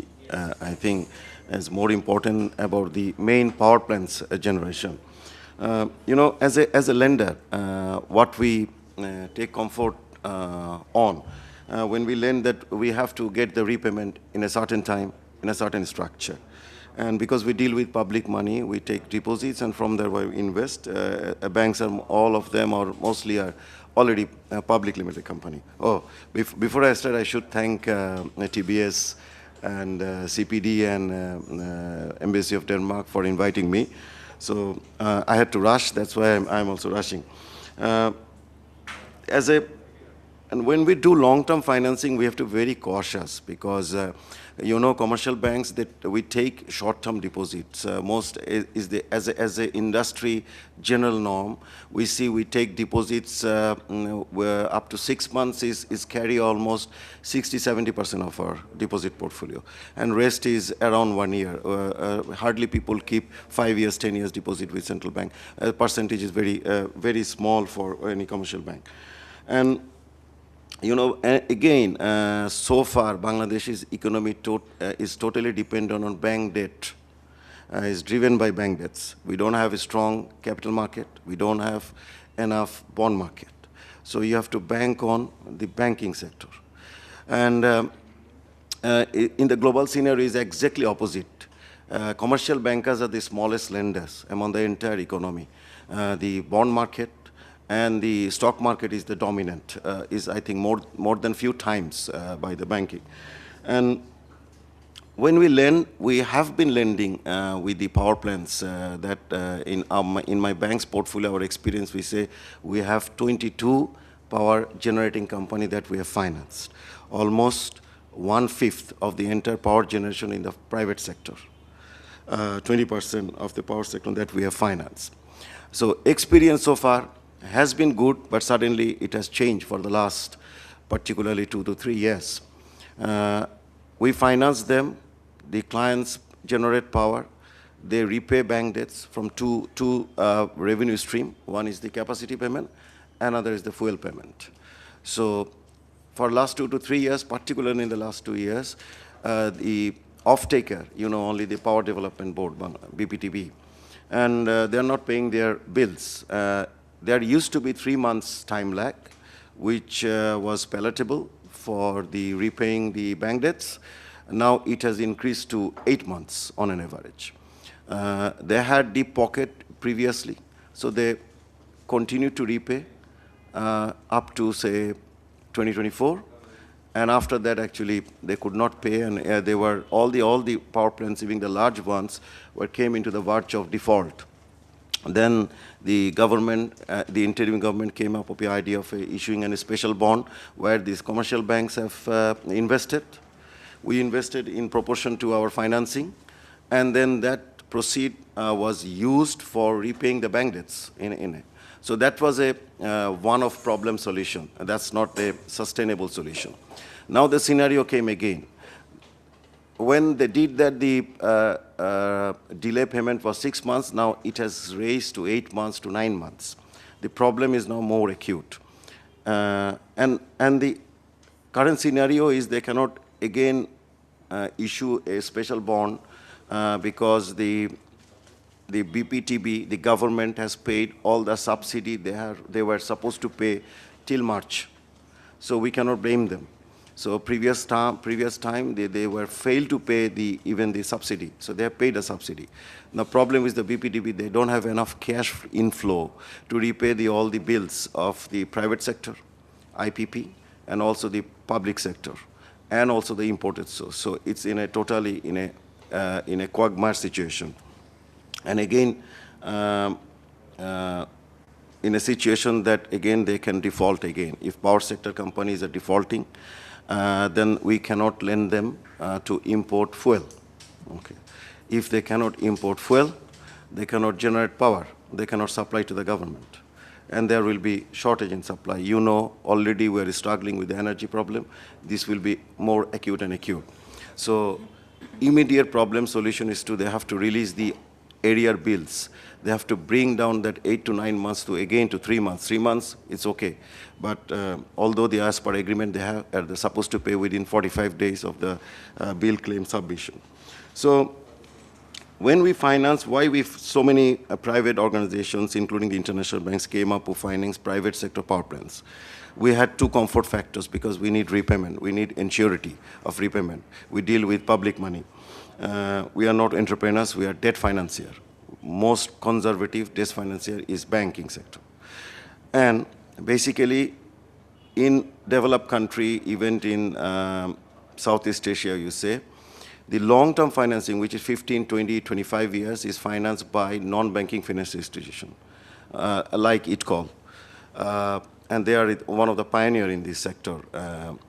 But unfortunately, all the NBFIs are financing in the short term. They are playing exactly the marketplace of the commercial bank. Who does short term? You know, the name commercial means is actually commerce and trade and commerce. So we finance short term, fundamentally should have been for trade and commerce, short term, working capital, fee of the term loan, but entire market is depending long term is on bank. Now we finance those companies because we had two comfort factors. One is implementation agreement by the government with the power generating company. That sovereign is giving a comfort or the guarantee that they will pay the bills, okay. And another is a power purchase agreement that says what will be the tariff, how long they will purchase. So two comfort factor is almost a government is telling we will give you implementation support, buying lands. There is a local law, if we buy, anyone buys more than 60 bigger land, they need district commissioner permission. So those are all made eased by the implementation agreement and the repayments guarantee. And then two agreement actually gave comfort to the lenders. Now, when the interim government came, they have said they will not give any project with the support of implementation agreement and power purchase agreement. So no lenders will be interested to finance. Okay. So you're talking about rooftop, I'm coming to the bottom problem, okay? And then moving on to the solar, the renewable side, if you say there is some comfort factor for the renewable sector, there is no need of capacity payment. There are a lot of controversy about the capacity payment, misuse of capacity payment. There were a lot of debates, but it is not necessarily the fact that all were not right. There were many things in the right. Without capacity payment, no investor will invest because there is no guarantee the full capacity power will be purchased by the government. So such a large investment, why an entrepreneur will put their own money there, take the bank debts, taking the burden of that, and there will be no guarantee government will purchase the full capacity because they will purchase in the peak time and a certain, and we have also another is the distribution channel. Our transmission network. We have invested in generation, but we have not invested enough in the transmission line. So our 28,000 megawatt capacity is not possible currently to use if the full demand, because there is no transmission channel. So there is another different problem that needs to be separately and simultaneously to be solved. So for the solar, they don't need any capacity payment, because it's on the supply-based payment will be there. So, but without that implementation agreement and PPA, lenders will not be interested. That's the point. I think the government has missed that point. If there is no much equity in the country, that entire project will be financed by equity. We are not a rich country. We need financing. Okay. Even the foreign lenders come, they will not finance without IA and PPA. On the basis of what? On the basis of full uncertainty, a lender can lend, it never happened. So, yes, we support as a lender for the environment issue, whatever the thing, and the energy safety. We do not need to depend on the import source. Definitely, renewable energy is a good source. Solar and the windmill all are low cost. But for renewable energy, we need longer term, longer than the fossil fuel based power plants. It needs 15 years, 20 years. And again, it's very difficult for a commercial bank to lend for 15 years, even for 10 years. Okay. So again, we need refinancing or a funding support from the government or the DFIs, Development Financial Institutions. They all are very keen to finance in these projects. Government is having discussion with them. But I believe to make it faster, when you get involved the private sector, it gets more efficient and gets things faster. This is the experience in Bangladesh. Wherever is private sector is involved, it's better than the state-owned organization they work. There are different reasons. I'm not going to that discussion. So if the fund from the World Bank and everything goes to the government or the IFC or the DEG or these kind of world, the Proparco, whatever you say, and the other BII, all these are keen to invest in these renewable energy side. So government can help to bridge this private sector and the public sector. Government can give sovereign guarantee on behalf for some of the top banks that have been performing well in the company where their governance is strong, no reputation issue. Government can stand by those organizations, give sovereign guarantee, and the financiers can directly put the fund to the commercial banks, and they can on lend on the basis of there will be criteria, there will be guidelines on that guidelines. If the fund comes to, say, central bank, we apply to central bank, and the whole process becomes so lengthy, the entrepreneurs are not interested to wait for 6 months to get a decision. Okay. But even though whatever has happened, central bank has a strong role, but this, if you need to go to a scale, actually this model will not work for the next level. It can work up to whatever we have. Up to 2030, whatever target we had, we only achieve 5%. So you know how fast we are going. We were supposed to, renewable has 8,000 megawatt, we only achieved 5% of it. And now, the interim government, again, cancelled 31 renewable projects, all of a sudden. In many cases, the entrepreneurs has already invested. They bought land, they had some preparation. Suddenly, the government has cancelled it. Even as a lender, we were in a discussion with some of the financiers. Even we had we have an agreement with some foreign financier. So on lend to those projects. Suddenly, it has gone. So, then the investors' confidence about the government policy will just shy away. So if the local, think about the foreign investors, they came from another country. They invest their time, energy, effort, bought land as a foreign company, and then you said project is cancelled.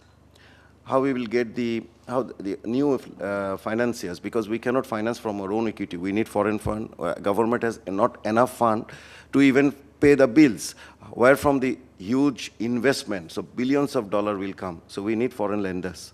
So if you give, breach the trust, you will not get the fund. So when government is guaranteed, government is government. Whoever in the power, interim or political government, they see government as a government. So it's a sovereign entity. We cannot just suddenly pull out from a commitment, a promise. Because you signed the agreement, you cancel an agreement. What does it mean? Okay, 2 of the foreign companies went to the High Court. It's going an illegal battle. We don't know what will be the outcome. And government has ambitious target, and the political government knew also in support of the renewable energy. However, it will take a long time. We cannot do it overnight. We cannot do it 2 years, 5 years. It will take 10 years, 15 years maybe. What will happen in between? There is a transition period. We are fully dependent on fossil fuel, mostly, okay? So diesel, HFO, gas base. For interim, we cannot stop this. So whatever the environment effect, if we want to ensure supply without energy, we cannot have a manufacturing sector, we cannot have a service sector, we cannot live our life. So in the interim, we have to continue with the fossil fuel until we are transitioning to the renewable side. There is a long time lag. That is the reality. We have to understand that. So we have to continue to support these fossil fuels-based company, whatever the environment is telling. I'm as one of the, supporter of the environment, have been working on it for the last, I think, 7 years. Now, in the meantime, we have to ensure these companies survive. So government has to step in. Now, your question is the rooftop. Yes, rooftop, I think the leading is ITCOL. They have some natural advantages. They get fund from longer term, from source by the government, because it's an state-owned company. And they can lend at 5% for 10, 15 years. But commercial bank cannot, because our deposit rate, you see the deposit rate. If we offer a deposit at 5%, no one is giving a deposit at 9, even going to 10. So we are not in a position to finance. Again, for the climate fund, again, the designated excess entity, DAE, only 2 state-owned financial institutions, PKSF and ITCOL. Why not a private sector bank cannot be a DAE? That question we have raised to Economic Relations Division. We are working with them, but everything, it doesn't go progress fast. So DAE should be given to private sector as well. What problem was? Trust. You should... DAE, pardon? Basically, the climate fund, there has to be a designated institution who will be eligible to get the fund. So it's government decide who will be the DAE. So nationally determined NDC contribution, the ERD is the main who will be handling all the climate fund from government and the other sources of the international sources.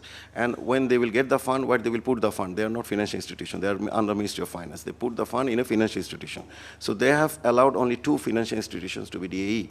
Is ITCOL, and I suggest there should be leading private sector bank who are leading the energy sector. We have already we have invested a few $100 million in the energy sector. So that I think that can give momentum if we want to go to that scale. So that's my point. If you take to scale, you have to move and shift the entire thought process. I think I have answered your question. Thank you. So as you will leave now, no? So just a question on the topic. What do you think as a leading banker, what the government should do to, ensure energy sovereignty? As you said, it will not happen, in 2, 3, 5 years. It takes, long-term planning. So what do you think? Just, tell us 3 points that the government should take, in their plan to make energy security in the years to come. Okay. Almost 30% we energy source from the Middle East. Rest does not come from the Middle East.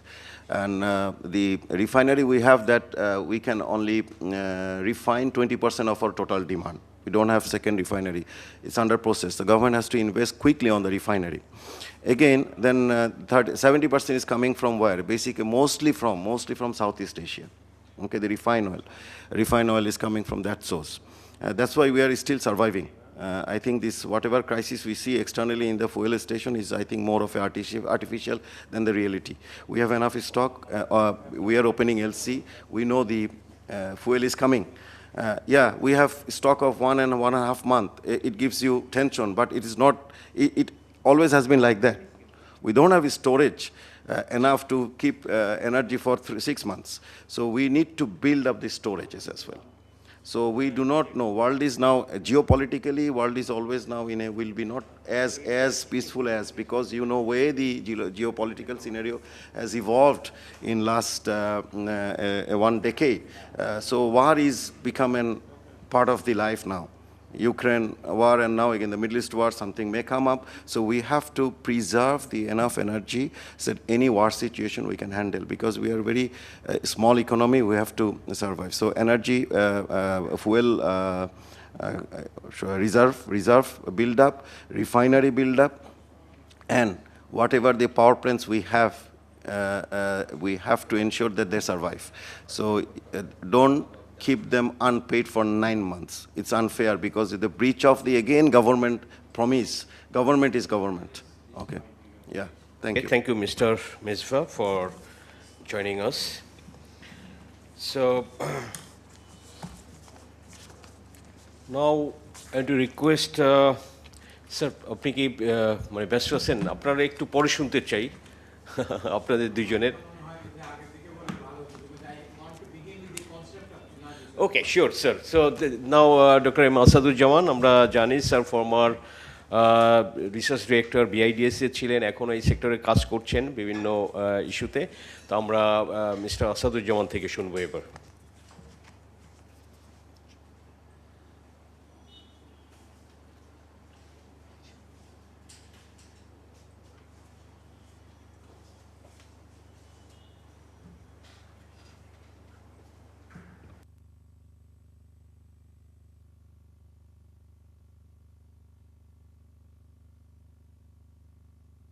but sometimes I have to begin in Bangla something.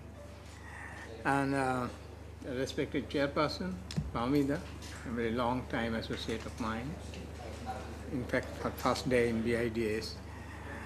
And, yes, I'll meet with Zaka. And the moderator, Mr. Sajjadur Rahman. 3 days back, my granddaughter, who studies in class 8, brought me her Bengali literature book and showed me one write-up by by Kazi Nazrul Islam, our national poet. It was written in 1920, that is 106 years back. And what he said, that there may be so many concepts or plans, but not realized in practice. What we have been hearing, policies, not implementation and things like that. And he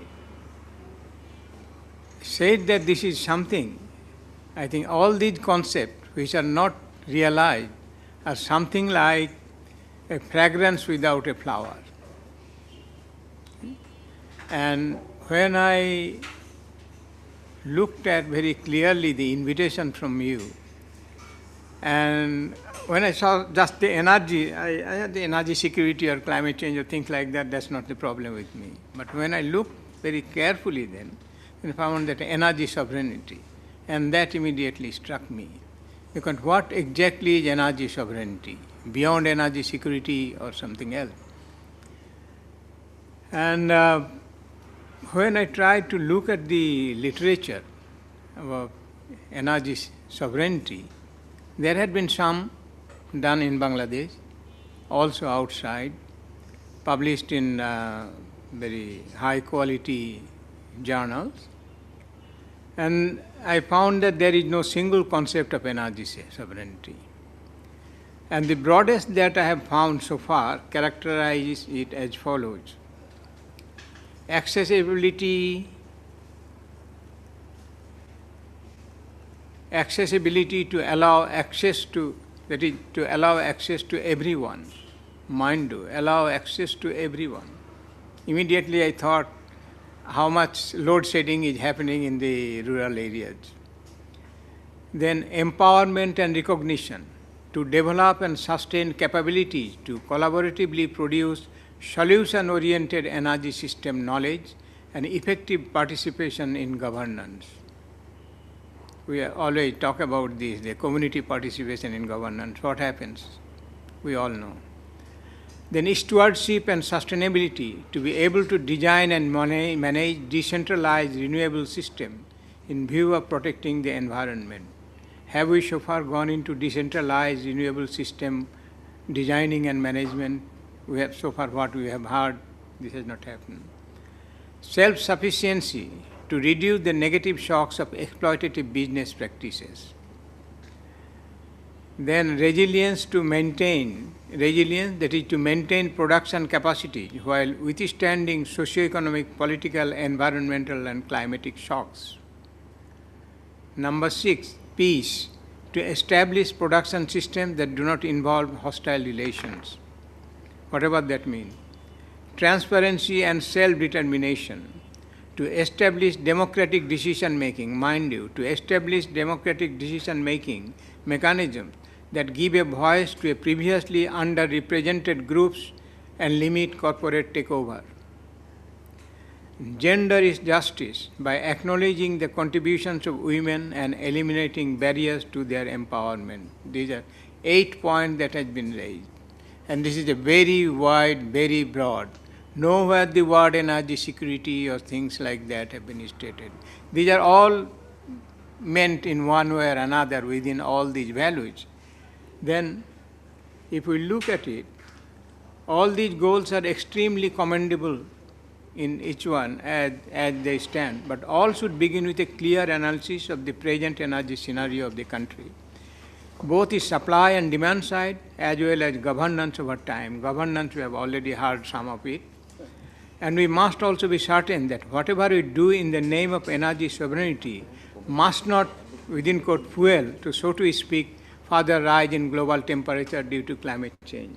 And as I have been writing here, that we have been hearing about net zero so much, but there are countries which are still in not zero, and some countries which perhaps will never go there. And one of them is one of the mightiest country in the world so far.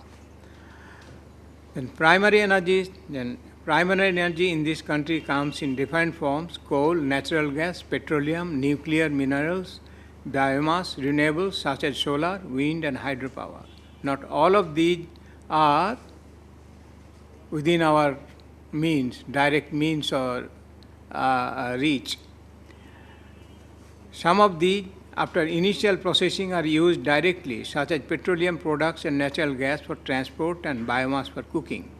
But most are transformed into the most versatile form of energy, that is electricity. Using official sources of information on power generation, we find the following picture.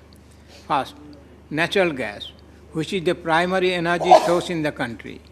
Of the total recoverable just below 30 trillion cubic feet, so far up to June 2025, just below 22 TCF have been used and just below 8 TCF remain to be extracted. Only the other day the energy minister said, for how many years, 13 years or something, that we have no more than that. And after that, where do you get it? You buy LNG, that means you import from others, you don't have anything. Not a happy picture at all, given that much of it is used for power generation. Coal reserves, as we know, we have some, but not something to be excited about, both due to the uncertainty about the actual and unexplored reserves, as well as the climate change impact its use may have. Petroleum products that we use are practically wholly imported, either as crude, 1.5 million metric ton, the latest figures, or refined ones amounting to somewhat below 5 million metric tons. Of the total power generation of the country, the total installed capacity of Bangladesh stands at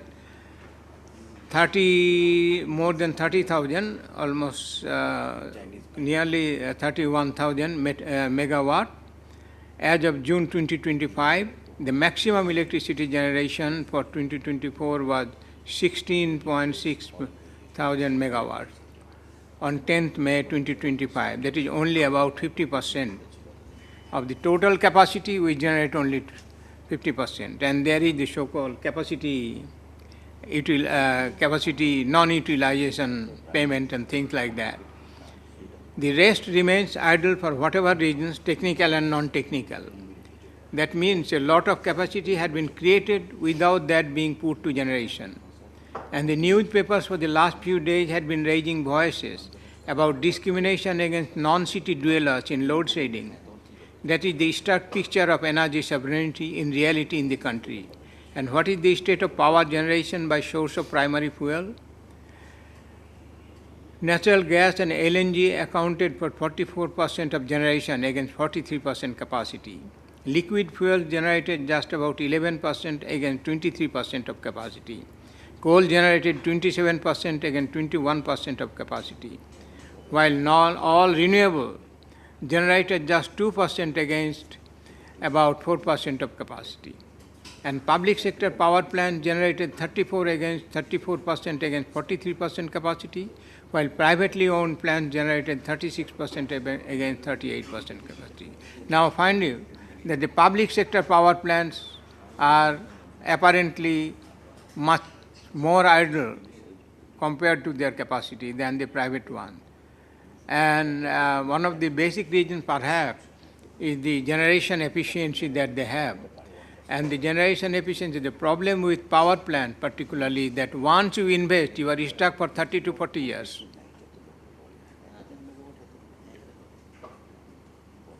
Once you invest in a power plant, you are generally stuck for 30 to 40 years, okay? Because you cannot just take it down. These show that where sovereignty is almost supreme, at least at national level, that is renewables, we have lagged behind tremendously. So that is the area, the issue of renewables have come up. not simply as the renewables should be there, it was there more because of the climate change issues and things like that on which Ejaz had been working and Ziaul and Fahmida has talked about. But this is also one of the reasons, one of the main points of sovereignty, because whatever sunlight you get, nobody can get it from you. Whatever wind you have, nobody can get it from you. Whatever running water you have, nobody can get it from you. Maybe so running, you water, have running water we are not that. That I understand. But basically the hydro and that, basically that's not that much. So that is the renewability and the supreme, you see, your power over that. These become the major points of sovereignty, and here that's why renewable becomes important in energy sovereignty. For all others, as you don't have them, you have to buy it from others. Even the natural gas, after it is liquefied, then it gets imported, then you regasify it, then you use it. Okay, so that's now more than whatever we have is now we have to import. So it's not that the natural gas we are floating. I think quite a few years back, about 10 years back, somebody had been saying we are floating on natural gas. I mean, so where is that natural gas? It has all evaporated by this time. So let us first establish that supremacy first, and then talk about the refined matters related to energy sovereignty. All of these points that have been talked about, these become part of sovereignty. But one thing is very important. In Denmark and in Germany, the sovereignty is exercised at the lowest level. It is not simply the nation or state or the administration and that. At the lowest level, the community and that, they decide whatever kind of power generation will be there, what kind of resources should be utilized and that. And that is the community. Then the community becomes very important. Does the community in anywhere, in anything in this country have that kind of power? No, so far. There was at one time we thought that the union Parishads will become that much of kind of sovereignty, but it has not become that. When Upajala government came up during the Ershad period was that, we thought that this is one thing that we are going to have ultimately. Now what has happened? The MPs have become the Rajas of all those Upazilas. And this government has also now put in that again, that the MPs will sit in the Upajala Parishad. So they will dictate everything in the Upajala Parishad. Not the Upajala people as such, not even the Upajala Union Parishad people and that. So that becomes, that is one of the major things that we have to think about. brief hতে হবে sir. Now I will be finishing soon. One issue of extreme importance is the efficiency generation. This has not been talked about much here, but there had been quite a bit of analysis I have found, but I have not been able to put this here. I thought that others will be talking about those who are direct engineering engineers, they will be able to tell us. But there are some information which shows that in general the efficiency is not high.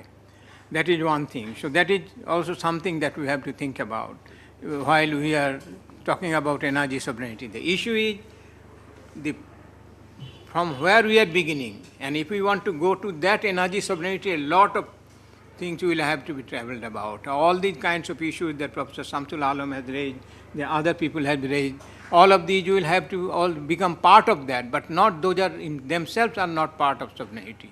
All of those together become part of sovereignty. But at the end, it is the community which will have to exercise the power. Do we have that democratic form? We don't yet. So that is something that we have to think about. And one thing becomes very important. This I come to the last and I will finish.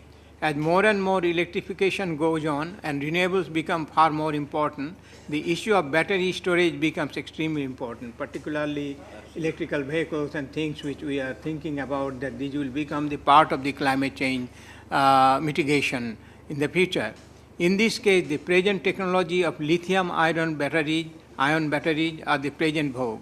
As you know, lithium is an extremely rare earth mineral, and only a few countries, including China, have much of the reserve. However, recent research in Bangladesh and elsewhere has clearly established that jute stick-based graphene, when used in the batteries, become far more dependable, greener, and far cheaper. And who has supremacy in jute and jute stick production? It is Bangladesh.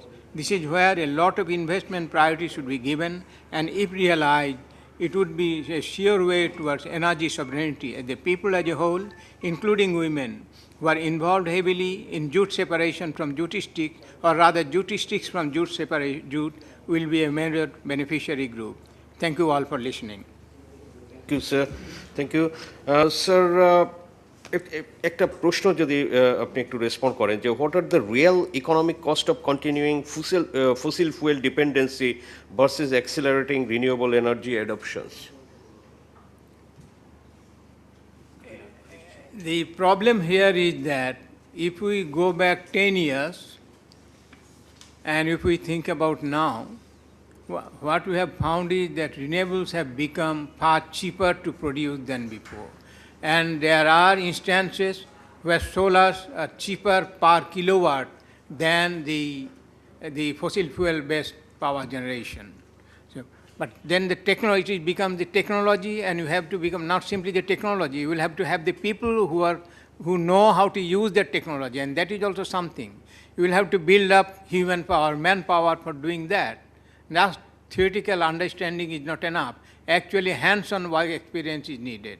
And that's why where these are being done, I think they should be trained over there so they can come back and do that. Thank you sir, thank you. আমরা আসলে একটু supplement করলে মনে হয় ভালো হতো। সেটা হলো যে রিনিউয়েবল অ্যান্ড ফসিল ফুয়েল এই দুটাকে আমাদের চিন্তা করতে হবে ডিফারেন্ট ওয়েতে, যে আমাদের ক্যাপাসিটি কতটুকু আছে। যেমন সোলার প্যানেল, আর Bangladesh actually the land hungry country. 100 megawatt ইলেকট্রিসিটির প্রোডাকশনের জন্য we need 260 acre land, but we don't have enough land in our country. Another is efficiency. Maximum efficiency now 23%.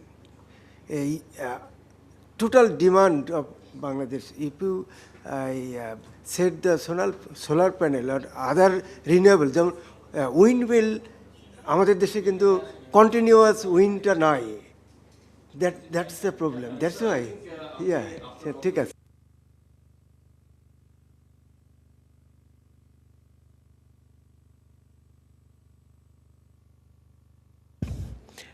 আসলে শুরুর দিকে বক্তাদের একটু বেশি সময় গিয়েছে। আমরা এরপরে আসলে যদি একটু টাইমটা একটু মাথায় রাখি যে 3 to 5 মিনিটসের মধ্যে আপনারা একটু শেষ করবেন।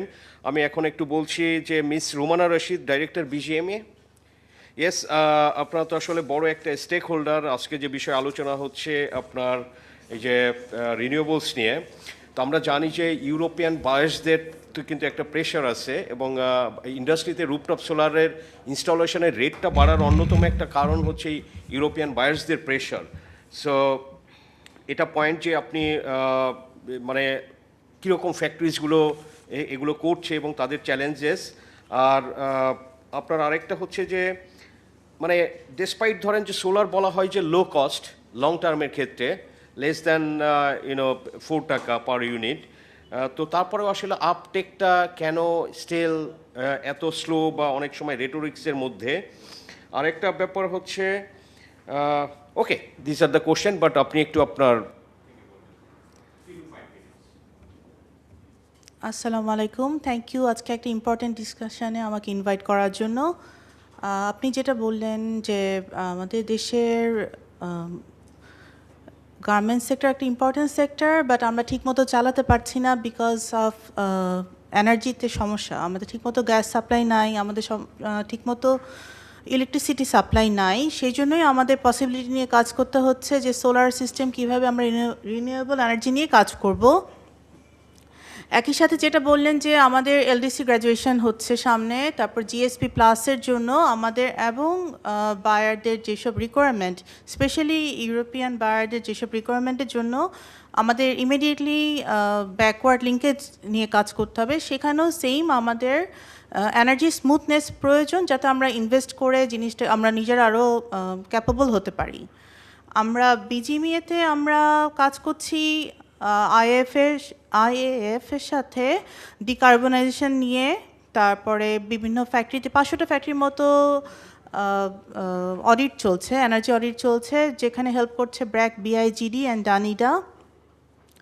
আমাদের ইটকলের সাথে অ্যাক্টিভ কনভারসেশন চলছে যে আমরা কিভাবে লো কস্টে এসএমই এবং ইন জেনারেল সব ফ্যাক্টরির জন্য আমরা এই ফাইন্যান্সিংটা করতে পারি এই রিনিউয়েবল এনার্জির ক্ষেত্রে।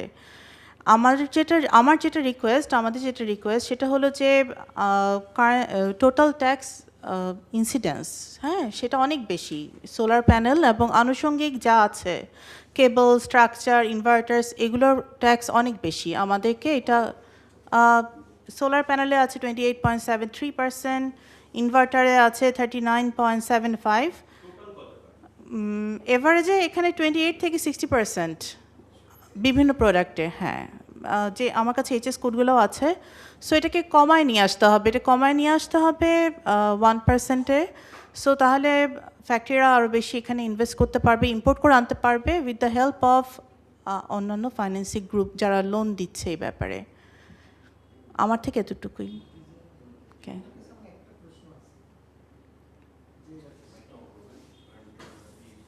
যে ইলেকট্রিসিটি কনজামশনের ক্ষেত্রে সোলারের শেয়ার কত, ক্যাপটিভ পাওয়ারের শেয়ার কত, গ্রিড এনার্জি শেয়ার কত? আমাদের এখন যে ওভারঅল একটা যে কোনো ইন্ডাস্ট্রির রেসপেক্টে না, আপনি তো ওভারঅল বলতে পারবেন না? না, ওভারঅল বলতে পারবো না, সেটাই আমি বলছি যে আমাদের ইন্ডাস্ট্রিতে প্রথমে যেটা বললেন, আপনি যেটা বললেন যে এটা ঠিক না, ডাটাটা আমার কাছে এরকমই আছে যে 5% আমরা এনার্জি মিক্স ইউজ করছি, এর মধ্যে 3% হলো আরএনজি সেক্টরের মধ্যে 3%। ঠিক আছে, এইটা 5টা ইন্ডাস্ট্রি আমি আপনার কাছে পার্সোনালি চাবো পরে, 5টা ইন্ডাস্ট্রির এই রিলেটিভ ইনফরমেশনগুলো। ঠিক, আমি আরএমজি নিয়ে বলতে পারবো, আরএমজি নিয়ে বলবেন। ঠিক আছে, ওকে। আই থিঙ্ক ক্যাপটিভে অনেক বেশি, টেক্সটাইলে বলছি, রাইট, টেক্সটাইলে, হ্যাঁ। So thank you miss Sumona Rashid. Now I to request mister Alamgir Morshed, CEO IDCOL. আমরা জানি যে ইটকল সোলার হোম সিস্টেম বা সোলার রিনিউয়েবলস নিয়ে আসলেই ইটকলের নাম চলে আসে, বড় লেন্ডার। সো মিস্টার মোর্শেদের থেকে আমরা একটু আজকের যে টপিক সেগুলোর বিষয়ে পার্টিকুলারলি একটু ফোকাস চাই, যে আমাদের 5টা যে থিম আসলে এরিয়াস, যেটা the geopolitical and economic case for energy sovereignty, the policy and regulatory environment, technology and potential, industrial competitiveness and partnerships and investment. এই এরিয়াগুলো হচ্ছে যে আজকের আসলে আলোচনার বিষয় বা এখানে একটু ফোকাস। আর আপনারা তো যেটা করছেন সেটা একটু, আর এনার্জি সভরেন্টির জন্য আসলে কি দরকার আমাদের, এটাই সামনে চাই, বিকজ আসলে তাছাড়া আমাদের future is not very bright, আমরা যতটাই চিন্তাভাবনা করি। আমি একটা রেফারেন্স দিই জাস্ট সবার জন্য। সাম চাইনিজ ইনভেস্টার্স, তারা বাংলাদেশের টেক্সটাইল সেক্টরে $7 বিলিয়ন ইনভেস্ট করতে চেয়েছিল, চাইনিজ ইনভেস্টররা, because Bangladesh $10-12 billion fabrics import করে চায়না থেকে per year. So they wanted to set up factories here. কিন্তু মেইন প্রবলেম হচ্ছে এনার্জি, তারা এটা করবে কোথায়? এনার্জি নাই। সো আমরা যত ইনভেস্টমেন্ট চাই, এনার্জি না হলে তো $1 আসবে না, $1 আসবে না। So thank you. Thank you. Assalamu alaikum.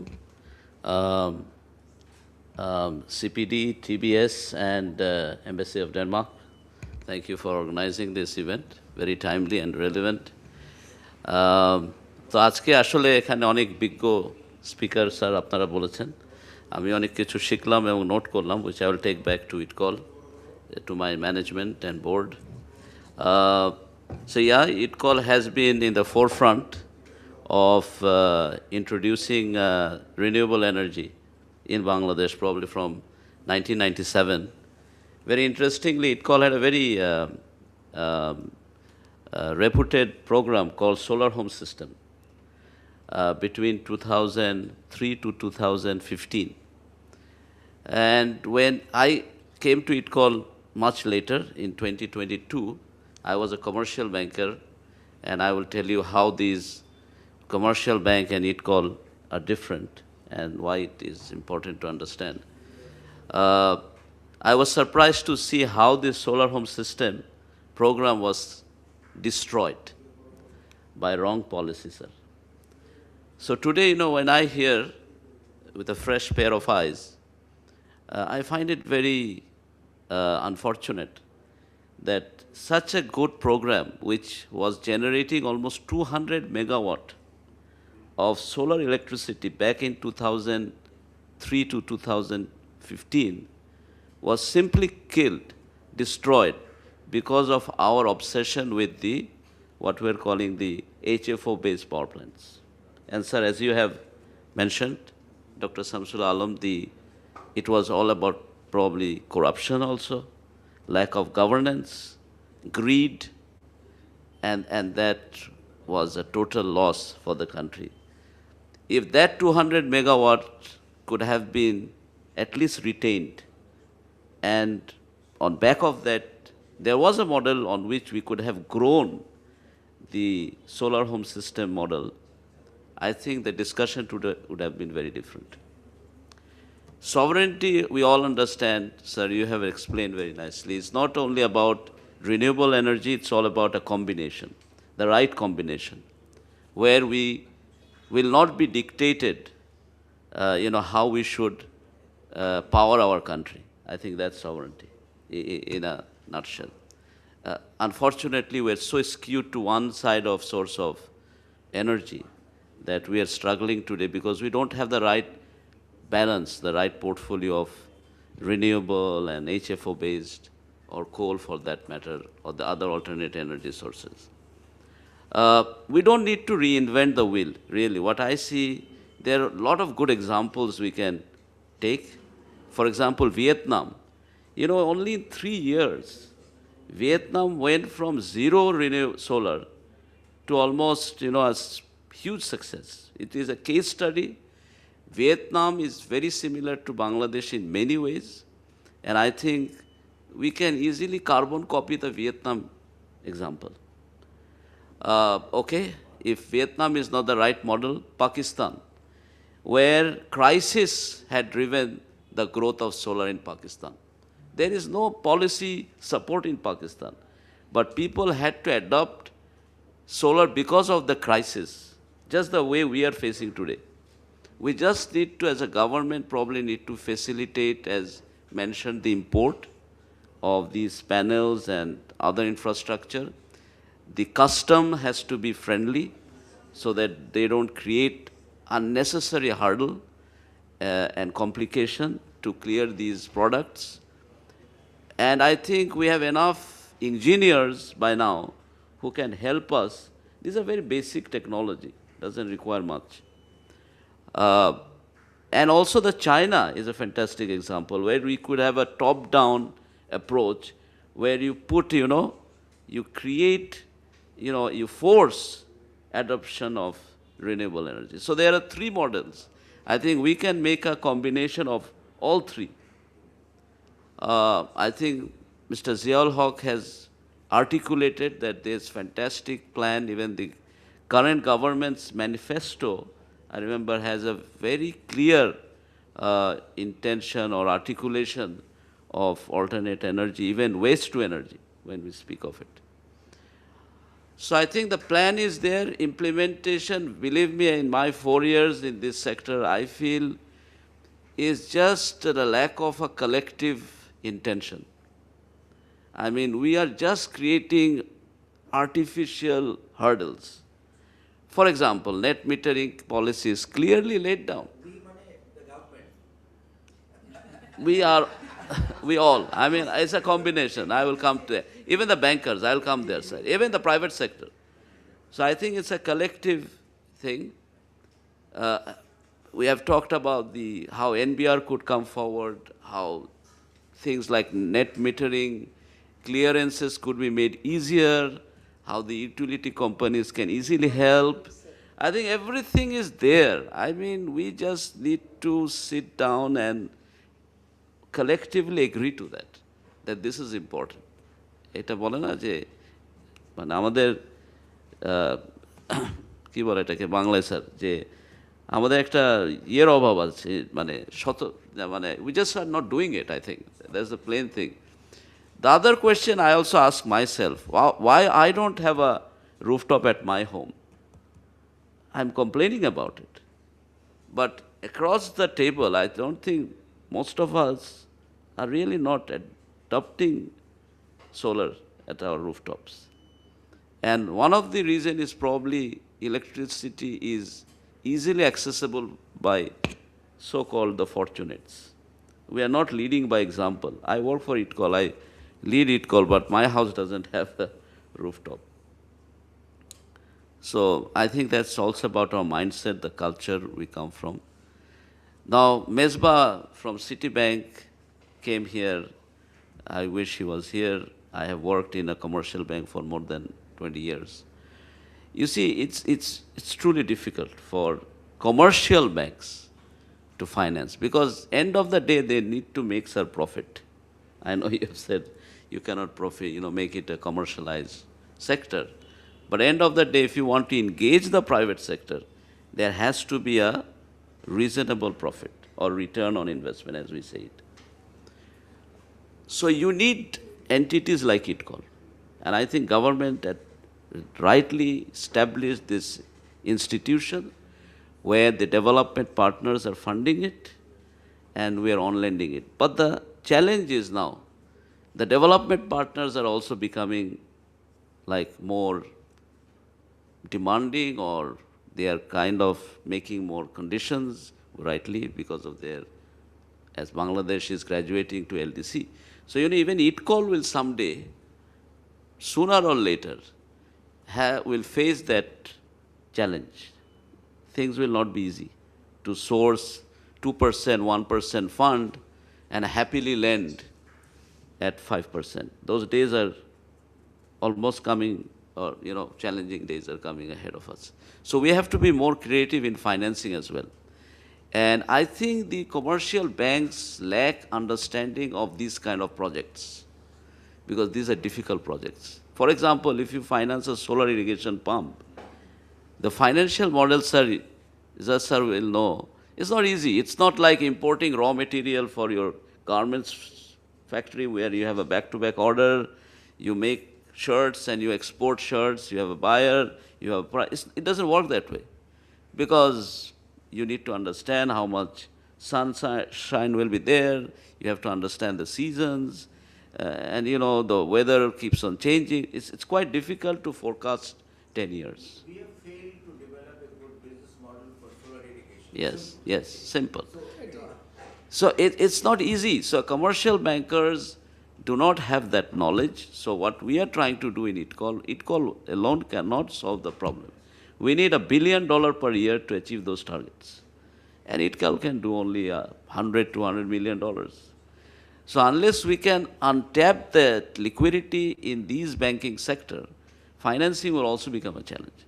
So we have to build that capacity. The commercial bankers will have to be trained. Sorry, I'll take 2 minutes if you allow me. And the other area is also we have to, engage the development partners in a different way. They're not going to come and give you cash, but they can give you guarantees. What we call is a non-funded risk-sharing tools. Very simple. Danish, their farms, who can come and say, okay, we are AAA rated, we will give you guarantee to a local bank, and the local bank can lend their taka money at a lower cost. Now, again, there is some knowledge sharing, financial literacy, if I may say. Policymakers will have to understand it as well, that these tools are available, we just need to bring it to Bangladesh. So bottom line is, everything is there. We just need to come together and do it. And last point, I've been attending this kind of conference, like many of you, throughout the month. throughout. But where does this all suggestion goes, I don't know. You know, is it being in the newspaper? I'm very happy to see my photo tomorrow. But, you know, I question myself, is my time worth? Because we hear the same thing, same thing, same thing. But where is it going? Thank you very much. Thank you. So now I want to request Ms. Kazi Karin Arif, Research Analyst, Change Initiative Limited. Sorry, একটু পরে করেন, আমরা একটু time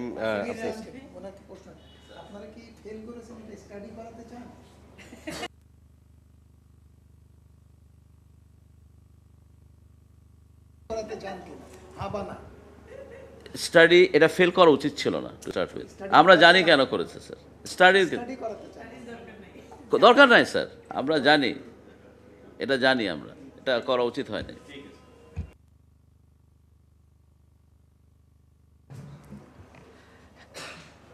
Hello, thank you so much for this very timely discussion. I'm Kazi Karinari from Change Initiative.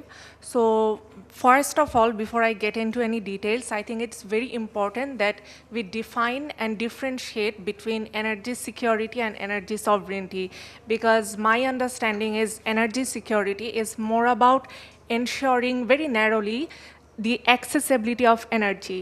However, I think in Change Initiative, we are looking for a more nature-smart, energy-led sovereignty pathway, because, and the question is what that will mean. So it will mean that the focus will be on who will be controlling the energy system, and also one of the speakers mentioned that it will be very important that one of the conditions of a nature-smart energy will be that the inherent right of the ecosystem is not harmed. And also, emphasis will be given on community consent and community ownership. And I think one of the things that I want to get into is another speaker mentioned that when we talk about renewable energy, we always mention that there is land scarcity, so we cannot do this. But when we were working on our renewable energy roadmap, we prepared a completely zero arable land strategy. Because in a country like Bangladesh, where we have in a small country like Bangladesh with such a high population, we will be either have to we will have to deprive ourselves of food sovereignty if we want to do the whole renewable energy based on land. But we have seen that from industrial rooftop, solar irrigation, or through floating solar, we can do renewables in Bangladesh. And I think it's important that that we don't drain our we should take help from public budget, but it's also important that we look into other innovative financing mechanisms. And we have guests from the Embassy of Denmark, EU here, and it's important that we take lessons from other countries. And one example from Greece, it's my favorite, I always mention it. So what Greece did was, they designed, the Public Power Corporation in Greece, they designed a step-up sustainability-linked bond. So how it worked was, the government had some targets that we need to achieve, we need to lower our carbon emission by this time, and if the government fails to do so, then the coupon rate increases, it steps up. So failure of achieving the renewable targets will trigger the coupon rate to step up. So in a country like Bangladesh, where investors are often very pessimistic about whether the government will be able to achieve the targets, I think this works great for the investor, because they will have the peace of mind, but at the same time, it will keep the government accountable, because they know that if we fail to, right now, there is no real punishment, or they do not have a lot of incentive of making their promises come true. So if they know that they will have to pay higher coupon rates if they don't achieve the renewable targets, then it will keep them accountable and make the whole process more transparent. Thank you so much. Thank you. Thank you, Ms. Kazi Karin. Now I want to request Mr. MD Nawazul Maula, Coordinator, Transparency International Bangladesh, Energy Governance. Thank you. আসলে অনেক আলোচনা হয়েছে, এখানে সবাই কথা বলেছে, তো গভর্নেন্সের পার্টটা আসলে সবাই বলেছে। আমার বেসিক্যালি উদ্দেশ্য ছিল গভর্নেন্স নিয়ে কিছু কথা বলা। সো এনার্জি সভরেন্টি বা জ্বালানি সার্বভৌমত্ব নিশ্চিত করতে আসলে আমরা পারবো কি না, আমি আসলে মানে তরুণ গবেষক হিসাবে বা এই সেক্টরের মানে দীর্ঘ 8 বছর ধরে কাজ করছি, মানে বিশেষ করে জ্বালানি খাতের সুশাসন নিয়ে কাজ করছি। সো জ্বালানি খাতের সুশাসনের কাজ করতে গেলে যেখানেই যাই, শামসুল আলম স্যারের একটা কথা আমার মনের মধ্যে সবসময় দেয়, জ্বালানি অপরাধী, জ্বালানি অপরাধ এবং জ্বালানি অপরাধী। প্রথম সত্যি হচ্ছে এই সেক্টরে যারা গত 20 বছর 22 বছর এই ধরনের লুটপাট করেছে, এদের আসলে সঠিক বিচার না হওয়া পর্যন্ত আমরা কখনোই জ্বালানি সার্বভৌমত্ব অর্জন করতে পারবো না। এটা হচ্ছে আমার প্রথম এবং সবচেয়ে বড় পয়েন্ট। যদি এই ধরনের অপরাধীদেরকে ছাড় দিয়ে তাদের মাধ্যমে আমরা জ্বালানি সার্বভৌমত্ব অর্জন করতে চাই, এটা ইম্পসিবল আমাদের মতো দেশে। সো আমরা জ্বালানি পলিসিগুলো অথবা ক্লাইমেট পলিসি বা এই রিলেটেড নীতিগুলো নিয়ে অনেক কথা বলছি, যে অনেক ধরনের ইনকোয়ারেন্স আছে, অনেক ধরনের টার্গেটে অসামঞ্জস্যতা আছে, ইন্টারমিনিস্ট্রিয়াল কোঅর্ডিনেশন গ্যাপ আছে। বাট আলটিমেটলি এই যে যারা ফসিল ফুয়েল লবিস্ট বা এই যে যারা স্ট্রং আসলে এই খাতটাকে নিয়ন্ত্রণ করে, তাদেরকে রেখে তাদের মাধ্যমেই আসলে কোনোভাবেই আমাদের দেশ, বিশেষ করে এই ধরনের সংকটময় পরিস্থিতিতে, যখন আমরা সবচেয়ে বেশি জ্বালানি সার্বভৌমত্বের কথা তখনই বলি যখন আমরা আসলে চিপায় পড়ি। এখন আমরা এক ধরনের চিপায় পড়েছি। আমরা আমাদের যারা এখানে মোস্ট অফ দেম আমাদের গাড়ি আছে, আমরা নিজেরা হয়তো করছি না, ড্রাইভারকে পাঠাচ্ছি, অথবা আমাদের ফ্যামিলি হ্যাম্পার হচ্ছে। তো আমাদের পার্সোনাল লাইফের উপলব্ধি থেকে হয়তো বা আমরা এখন মনে করতেছি, বা মানে ইভেন্ট বেজ আমরা আসলে মনে করি যে আমাদের জাল সার্বভৌমত্ব প্রয়োজন। কিন্তু আসলে আদৌ কি আমরা কখনো চিন্তা করেছি যে আমরা প্রত্যেকে যারা কার ইউজ করতেছি তারা কি আমরা বিকল্প ক্লিন অথবা টেকসই কোনো সলিউশনের দিকে যাওয়ার চেষ্টা করতেছি? এটা আমরা করছি না। আমরা পার্সোনাল লাইফে স্যার যেটা বললেন, আলমগীর স্যার যেটা বললেন, যে পার্সোনাল লাইফে আমরা কয়জন ব্যবহার করছি। আমি একটা উদাহরণ দিতে চাই জাস্ট ছোট করেই, যে সেটা হচ্ছে আমি একটা স্কুটার কিনেছি ইভি। এটার এত হাই প্রাইস এবং এটার মেনটেন্যান্স কস্ট খুবই লো। 2000 ওয়াটের একটা স্কুটার, এটা একবার চার্জে 60 কিলোমিটার যায়।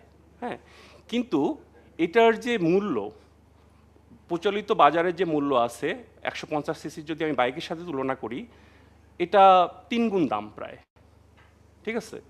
সো এই যে ইনসেন্টিভস এবং ট্যাক্স রিডেমশন যেটা গভর্নমেন্টের পক্ষ থেকে বা এনবিআরের পক্ষ থেকে করা হয়, এই বিষয়গুলোতে আসলে কারা ইনফ্লুয়েন্স করে? এই যে জ্বালানি অপরাধীদের একটা চক্রই কিন্তু এটাতে ইনফ্লুয়েন্স করে, যাতে ফসিল ফুয়েলের অভিগম্যতা অথবা ইম্পোর্ট আমদানি এটা নিরবিচ্ছিন্ন রাখা যায় এবং সেখানে লুটপাট হয়। আপনি কি জানেন, আমরা কি জানি, এই যে সংকটের সময়ে কত ধরনের জ্বালানি আমদানির ক্ষেত্রে যে ধরনের লাইসেন্সিংগুলো অথবা যে ধরনের ইমার্জেন্সি রেসপন্সের প্রক্রিয়াগুলোতে কোনো ধরনের দুর্নীতিমুক্ত রেসপন্স প্রক্রিয়া হয়নি? এটাকে আমরা নিশ্চিত করে বলতে পারি। অনেক ধরনের জ্বালানি লবিস্ট অথবা যারা এই সংকট মোকাবেলায় কাজ করছে, প্রত্যেকের মধ্যে অনেক ধরনের স্বার্থ কাজ করে। সো এই বিষয়গুলো আসলে যতক্ষণ আমরা সলিউশন করতে পারবো না, আমরা আসলে জ্বালানি সার্বভৌমত্ব অর্জন করতে পারবো না। সেকেন্ড পয়েন্ট আমি একটু জাস্ট পলিসি নিয়ে একটু কথা বলে শেষ করে দিচ্ছি। সেটা হচ্ছে যে আমাদের দেখেন, আমাদের রিনিউয়েবলের কথা আমরা বলছি, রিনিউয়েবলের কথা বলছি। শামসুল আলম স্যার বললেন না, কে যেন বললেন, যে এই যে ল্যান্ডের ব্যাপারটা আসে, আমরা রিনিউয়েবলে যেতে চাচ্ছি এবং টার্গেট করেছি, কিন্তু এই যে রিনিউয়েবল এনার্জির জন্য যে ল্যান্ডগুলো, আমি আসলে একমত না স্যার যেটা বললেন যে অনেক ল্যান্ডের প্রয়োজন। আসলে এখানে স্পেস ম্যানেজমেন্টের মাধ্যমে আমাদের দেশে সম্ভব। I believe 100% renewable is possible. এটা আমি আমার পার্সোনাল অবস্থান থেকে এবং আমার গবেষণা যে এভিডেন্স আছে সেখান থেকেই বিশ্বাস করি 100% রিনিউয়েবল পসিবল, যদি এটা ট্রান্সপারেন্ট ওয়েতে করা যায়। তো সেখান থেকে যদি দেখি, এই সেক্টরটা আরেক ধরনের জ্বালানি মানে ফসিল ফুয়েল বিদ্যুৎ প্রকল্প গ্রহণের সময় যে ধরনের মানে যে দৃশ্যগুলো আমরা দেখতে পেয়েছিলাম, মানবাধিকার লঙ্ঘন, জোরপূর্বক জমি দখল, উচ্ছেদ, সরকারি খাস জমি, বন, এগুলোকে দখল, একই প্রক্রিয়াগুলো কিন্তু এই নবায়নযোগ্য জ্বালানি প্রকল্পগুলোতে হচ্ছে। যার ফলে কি হয়েছে? যার ফলে দেখা যাচ্ছে যে মোটামুটি 8 কোটি টাকা পার মেগাওয়াট বিদ্যুৎ উৎপাদনের এই যে কস্ট, ইনক্লুডিং ল্যান্ড পারচেস, সেখান থেকে দেখা যায় যে খোদ সরকারি প্রকল্পেই 16 কোটি টাকার উপরে পার মেগাওয়াট বিদ্যুৎ ইনস্টলেশন কস্ট যাচ্ছে রিনোভেবলে, ঠিক আছে? এই ধরনের মাইন্ডসেটগুলো থেকে কিন্তু আমরা এখনও বের হতে পারছি না। সো এখানে আসলে করণীয় কি? অবশ্যই পাকিস্তানের যে উদাহরণ দিলেন, ভিয়েতনামের যে উদাহরণ দিলেন, পাকিস্তান একটা সংকটে গিয়ে হয়তো পড়েছে, কিন্তু তাদের পলিসি কিন্তু ফ্লেক্সিবল করা ছিল, কোয়ারেন্ট করা ছিল। এমন না যে তারা পলিসি মানে ফ্লেক্সিবিলিটি ছাড়া এটা অ্যাচিভ করেছে। আমি এখন যদি একটা ফর এক্সাম্পল, আমি যদি একটা নেট মিটারিংয়ে সংযোগ নিতে চাই, আমাকে যে ধরনের ব্যুরোক্রেটিক সাফারিংসের মধ্যে দিয়ে যেতে হবে, আমরা জানি না আপনারা কেউ কখনো অ্যাপ্লাই করেছেন কি না। আপনারা একবার করে দেখলে বুঝতে পারবেন যে আমাদের পলিসিতে আসলে ফ্লেক্সিবিলিটি প্রয়োজন কিনা।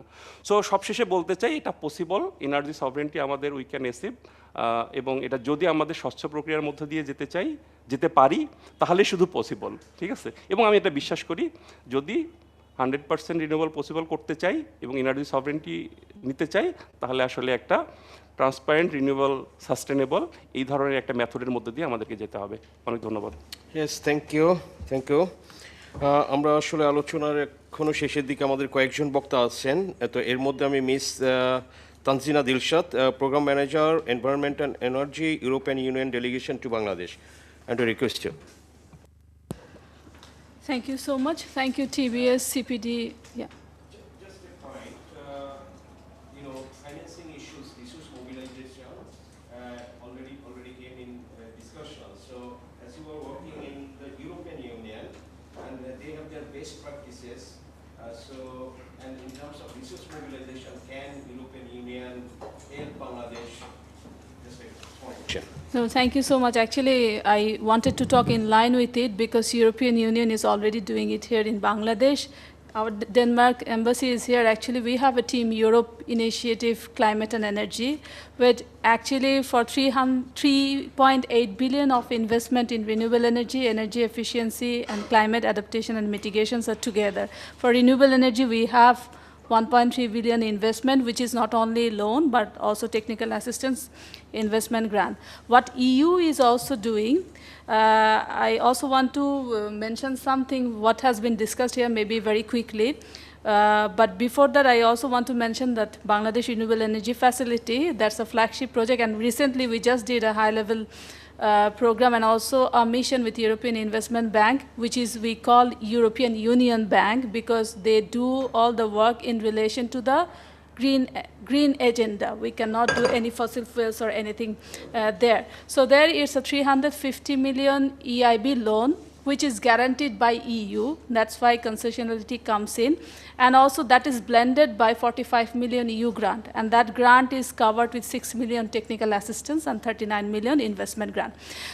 What I wanted to mention here, because many of you were mentioning for financial instruments, these are available from development finance side, also commercial bank side, also ITCOL is there, because we also channel fund through ITCOL as well. Maybe not EU, we are still, there are something cooking up, but still we, for all the for our other Team Europe partners, there is a financing line with ITCOL and others.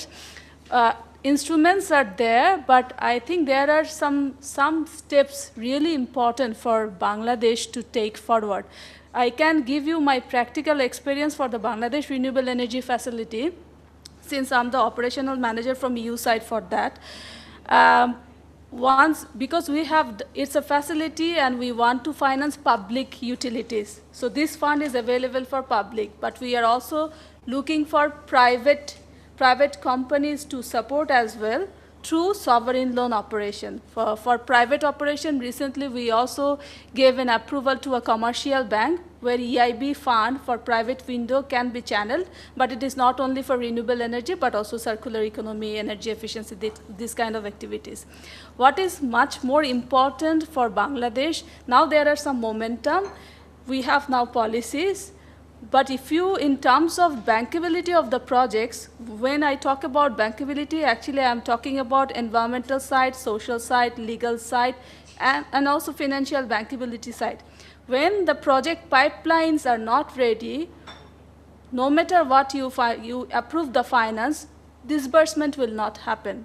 And for European Union and for European Investment Bank, we have very high standards for environmental and social and legal aspects. And I think for Bangladesh, for public side and private side, there are room for collaborating together and meeting the standards to have this finance accessible. So for Bangladesh, I want to mention that this fund is available. What we need is a bankable projects, and our technical assistants are actually working with utilities. Some of the utilities are very helpful to work on around with it. Even for the private sector, I think we need to have a very clear pipeline of projects. As a part of our policy dialogue, we also have recently done a policy dialogue with Solar Power Europe. We are engaging, and regularly, whatever tender is happening in Bangladesh, we are sharing it with Solar Power Europe, also other, so the good technologies, because for us, quality investments are also very important. So all the quality standards, technologies, and finance are coming to Bangladesh, and also it is contributing to energy sovereignty as well. So for Solar Power Europe expert, they were mentioning that as long as you do not have a long-term pipeline and investment plan, it is difficult for us from the European side to come in. So we really need to think about having a clear pipeline, a long-term plan. Now we have a policy, but apart from that, policy needs to be articulated with the plan as well. So these things we need to work around it. Second thing, I will also talk about a bit short-term basis what needs to be done, grid flexibility. So we are now talking about many renewables. Land is an issue, but it is all about balances. You can make balances of public and private utilities using the land. You don't necessarily need to use the agricultural land. We have rooftop solar. There is a recent target has been set up for, what is it? It is 10,000 megawatt, right? 10,000 megawatt of rooftop solar, but overall, but even for the rooftop solar program, there is a tender, but there are some problem identified by the companies. That's why there is not enough participation. Even for the utility scale project, there are tender, and there is a recent tender has been launched for 10 more projects under BPTP. So, but still there are some issues that has been identified by companies. I think there is a mutual coordination and collaborations are needed, and so that these loopholes can be reduced and investors can come in. So there is an interest, but we need that kind of investment climate and need to think about why it is not happening. So intention is there, but now we have to work around why it is not happening to address to it.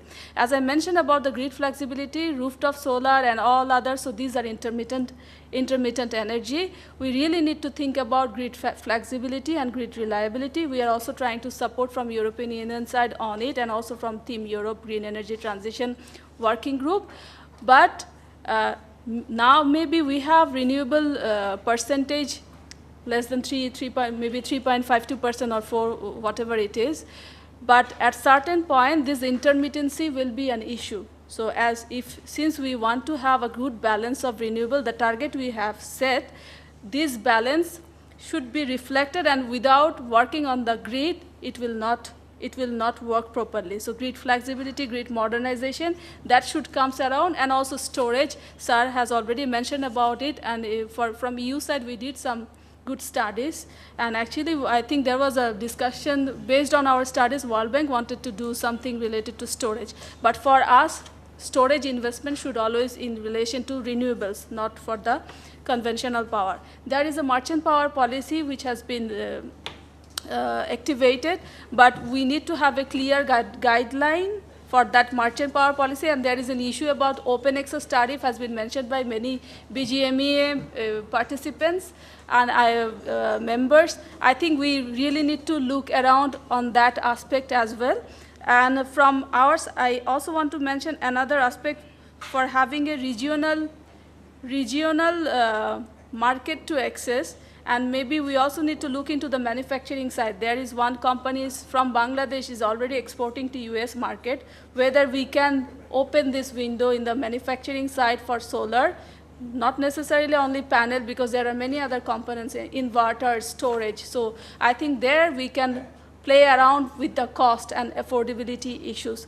This will be my intervention, but I also want to mention from European Union side, apart from our flagship Bangladesh Renewable Energy Facility project, we are working with policy regulatory environment and GIZ is our implementing partner with co-finance from the Germany. And we are also working with, which is a technical assistance project, but ultimately the idea to have investment around the regional energy connectivity together with so all the South Asian nations together. So that's it from my side. Thank you, thank you. Sir, lunch, just 5-10 minutes.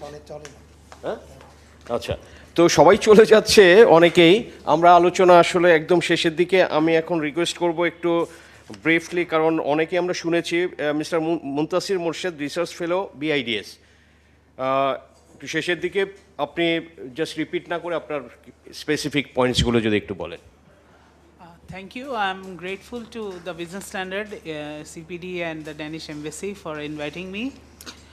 Well, in the past and also in the current stage, we find that certain renewable energy targets are being set. And well, these highly ambitious targets are soothing for the year and also are very lucrative. Basically, these targets make you feel good. But at the end of the day, it also reflects the political will of the current government and preceding governments to undergo the renewable energy transition. However, having said so, we have seen that these targets have abjectly failed in the past, and there is also a lot of shadow of doubt whether the future targets will be attained or not. So on that note, achieving energy sovereignty through renewable energy transition seems to be a very cumbersome task for the government. So basically what is needed? There has to be a consolidated alignment between the renewable energy targets and the implementation of credible renewable energy policies. Because a policy, if not implemented, has no relevance. So a clear consolidated effort in implementing the policies is needed.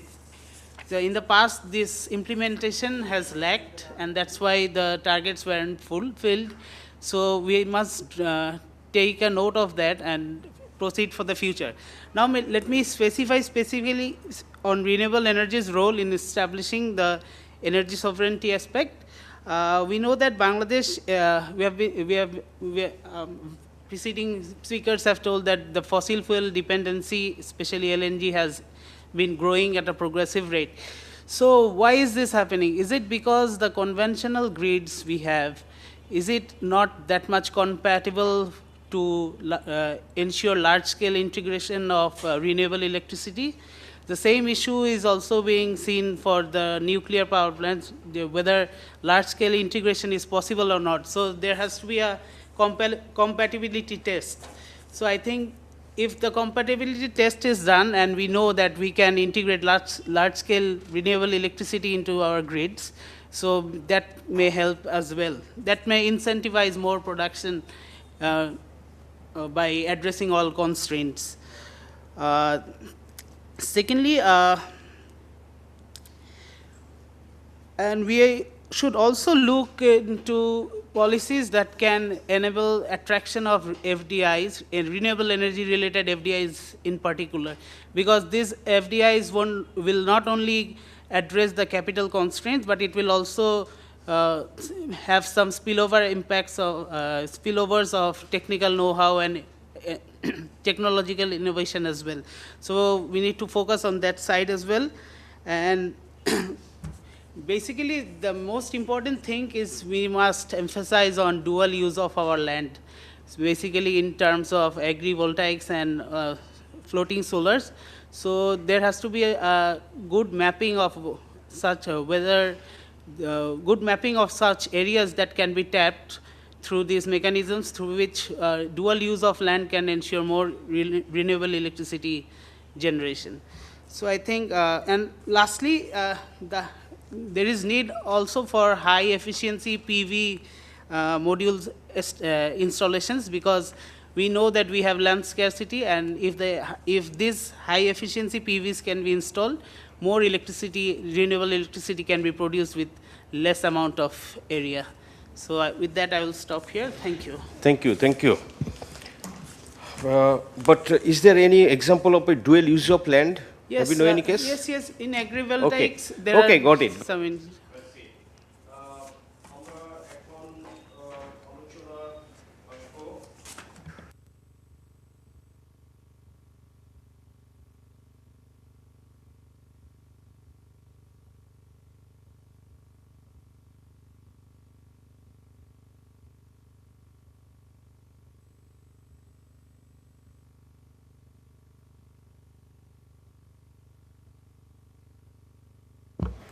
Okay, thank you very much, Dasbhai.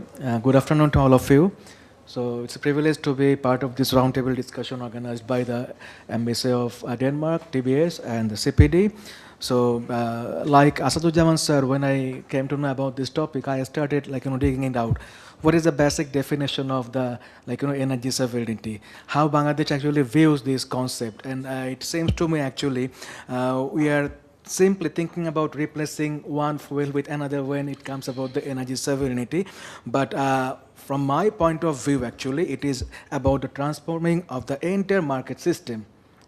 And it should include the policy issues, the market barriers, and also the strengthening the overall institutional capabilities. So if you think about the policy, we have introduced, adopted lots of policies in Bangladesh.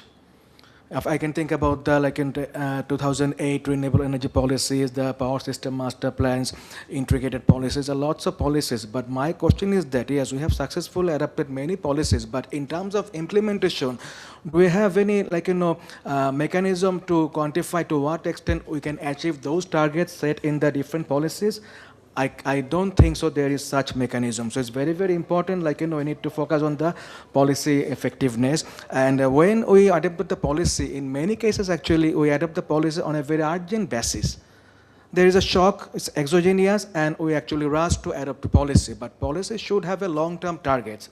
So that's why there should be a proper stakeholder consultation and in terms of the coherence of different ministry while we adopting the policies, and there should be a clear guideline regarding the investment framework, import duties, feed-in tariff schemes, whether we have the competitive market environment for the investors. All this needs to be mentioned clearly in the policies, and as mentioned, monitoring mechanism needs to be strengthened to assess the overall effectiveness of the policies. And also I believe that there should be a provision to regularly mandatory revision of those policies, because we have seen earlier that many policy is based on the flawed mechanism. For example, the demand forecasting, the supply is very much aligned with the forecasted demand, but I personally feel that in previous cases the method used to forecast the energy demand has some sort of methodological issues, so it needs to be revisited. Then I come to the market issues. So if you wanted to welcome the private investors, it's very, very important to ensure the competitive market environment. However, in Bangladesh, what we have seen, there is an absence of actually competitive prices. So if you absence of cost reflective pricing, the market price should reflect the actual cost. So if you do not actually ensure a competitive environment for the investors, you could not expect actually they will come to Bangladesh and focus on these markets. So it's very, very important. We should have actually self-assessment in terms of the competitiveness of the market, and also we have to have a clear understanding regarding the existing market barriers. If you do not know the barriers, why actually the policy could not become successful? Because of some barriers. We have to identify those barriers, and when you revise the policy, those policies should actually clearly address those policies so that actually we have a new revised policy. And finally, I would like to focus on the institutions.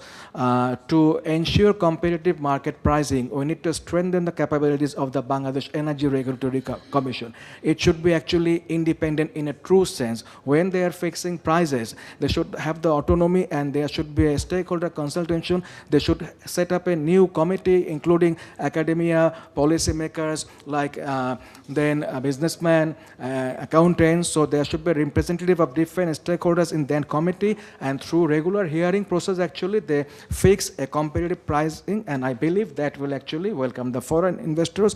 And finally, actually we also need to strengthen the capability of the BAPEX and BPC, because in the long-term solution we need to explore and develop the actually natural gas in order to secure our future energy.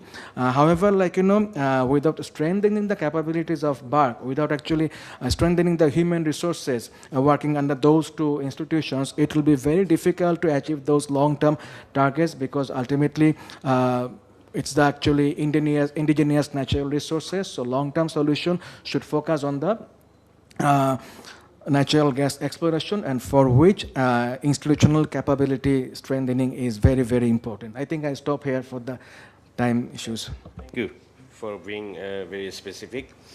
So now I want to request Mr. Shafiqul Alam, Lead Energy Analyst, Institute for Energy Economics and Financial Analysis. Thanks, Sajjad Bhai, and thanks TBS, CPD, and Danish Embassy for organizing this and inviting me to speak here. So I would like to start with the quote that I like.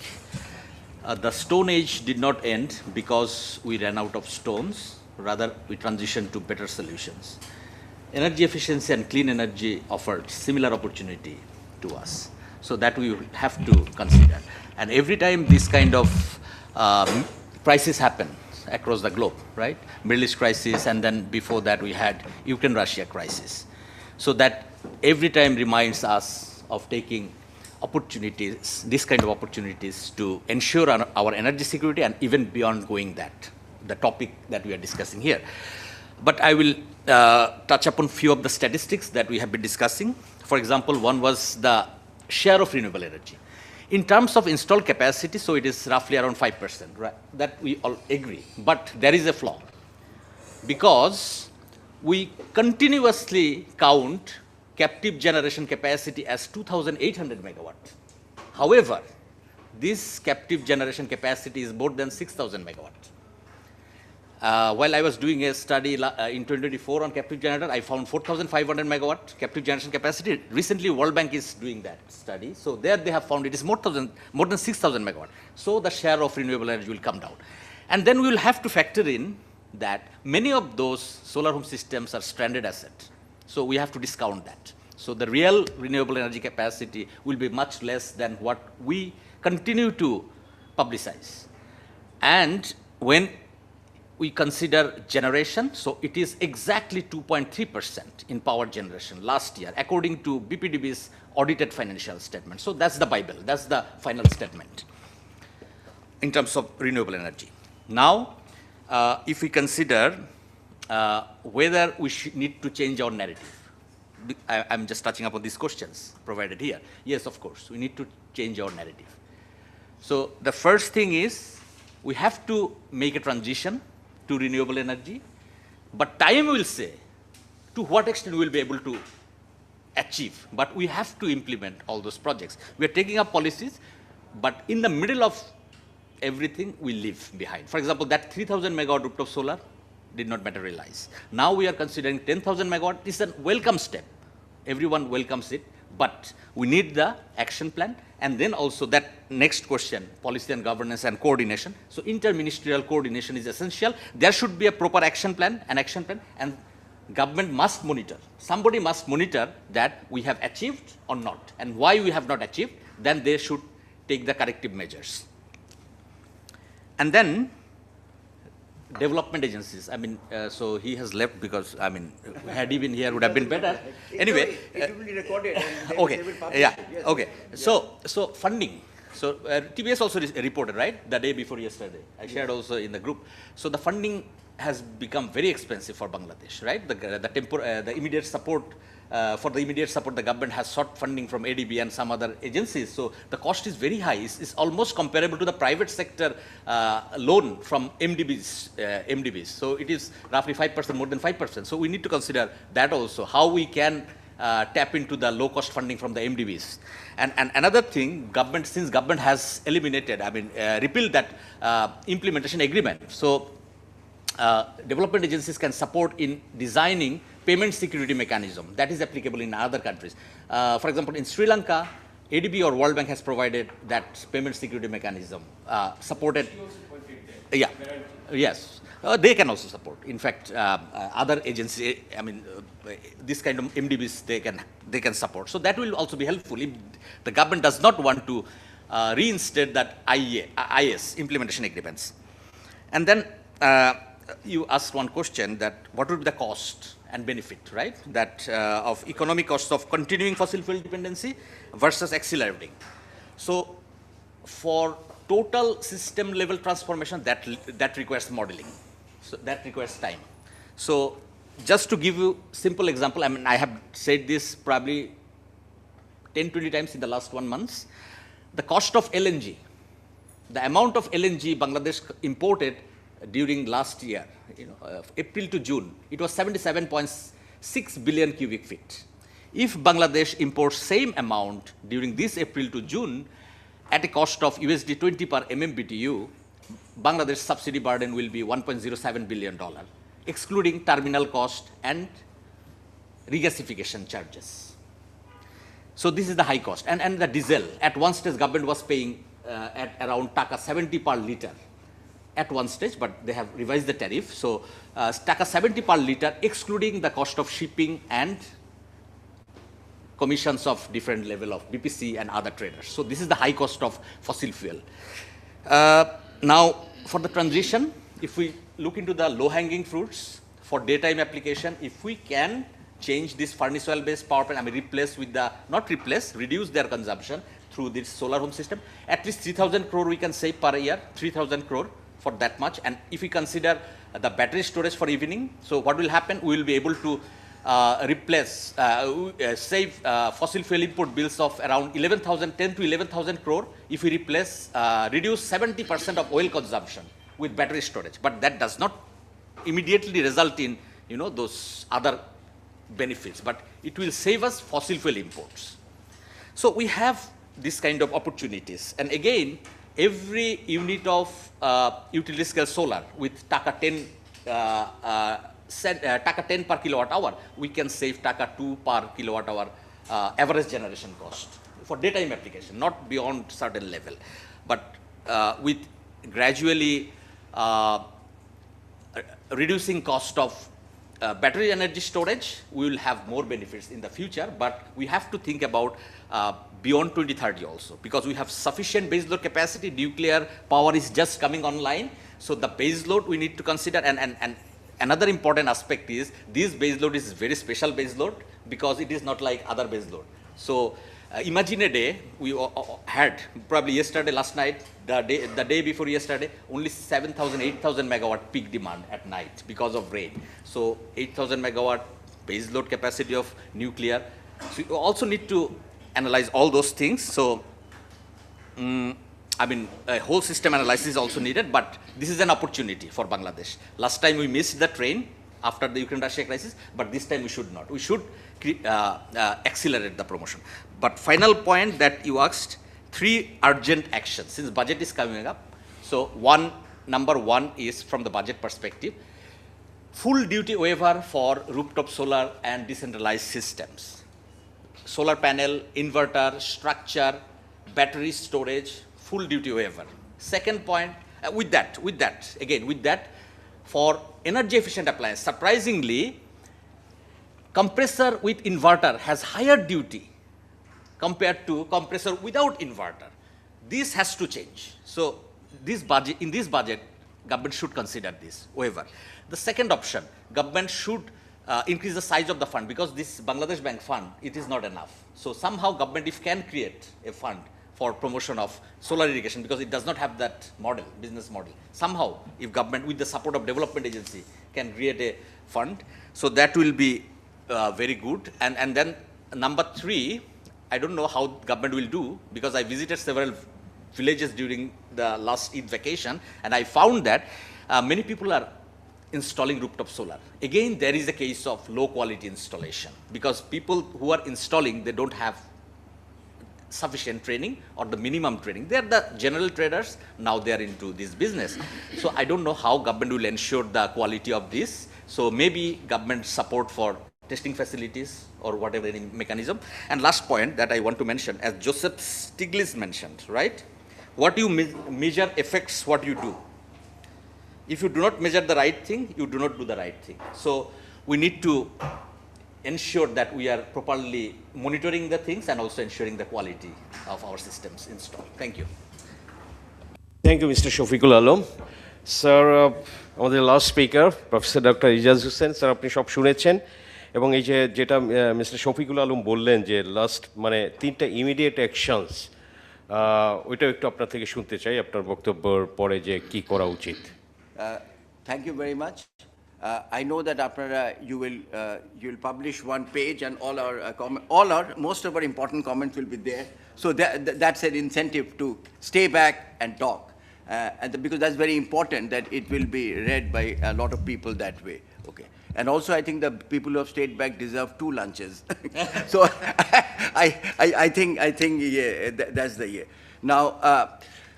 I think that somehow if we sit together one day or everybody we can sort out this what is the penetration of let's say solar, forget everything else, solar in Bangladesh, because like CPT said 5.3, you said 4%, he said 2%, I also say 2.3%, and he also says 2.3%. But your figure is correct in the ways that if you open up PDB's page, you take the thing and divide by the total, you get 4%, 3.9. So that's perfect in that way. But that's power, you understand. But we work with energy, and we like to do it in joules or electricity, gigawatt hour, and then that comes to very low. And that's understandable. But all over the world, I think when people talk about penetration, like recently India published a figure that 50% of their whole year is renewable, 50%. That includes hydro, wind, and everything else. So they have 500,000, of which 250,000 is renewables. But they have a lot of solar. And about 150 or 60,000 is solar. I like to emphasize one thing. Think about it. 150,000 megawatt in India is solar, just solar, okay? And it's huge when you compare. Tell me what percentage of electricity are they getting from that? From the total electricity?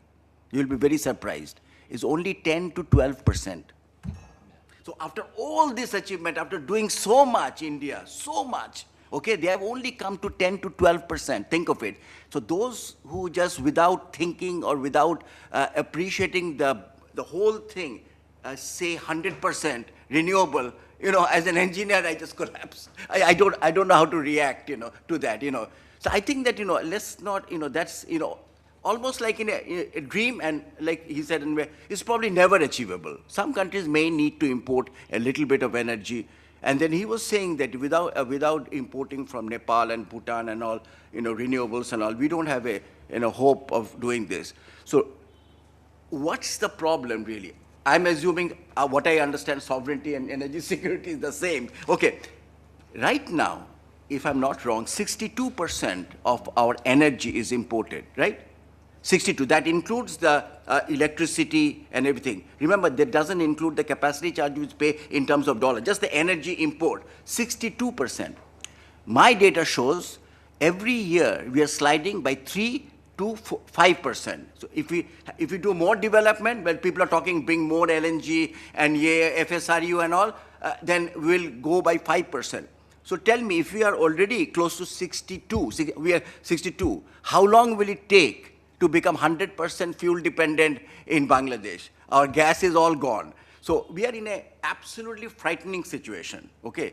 The day we cross 50%, whoever was in power, I don't want to say any government, they alarm bells should have been ringing. Oh God, I would have stopped electricity and this supply to many places. That's why I always advocate load shedding, because that's the forced conservation. You can't provide.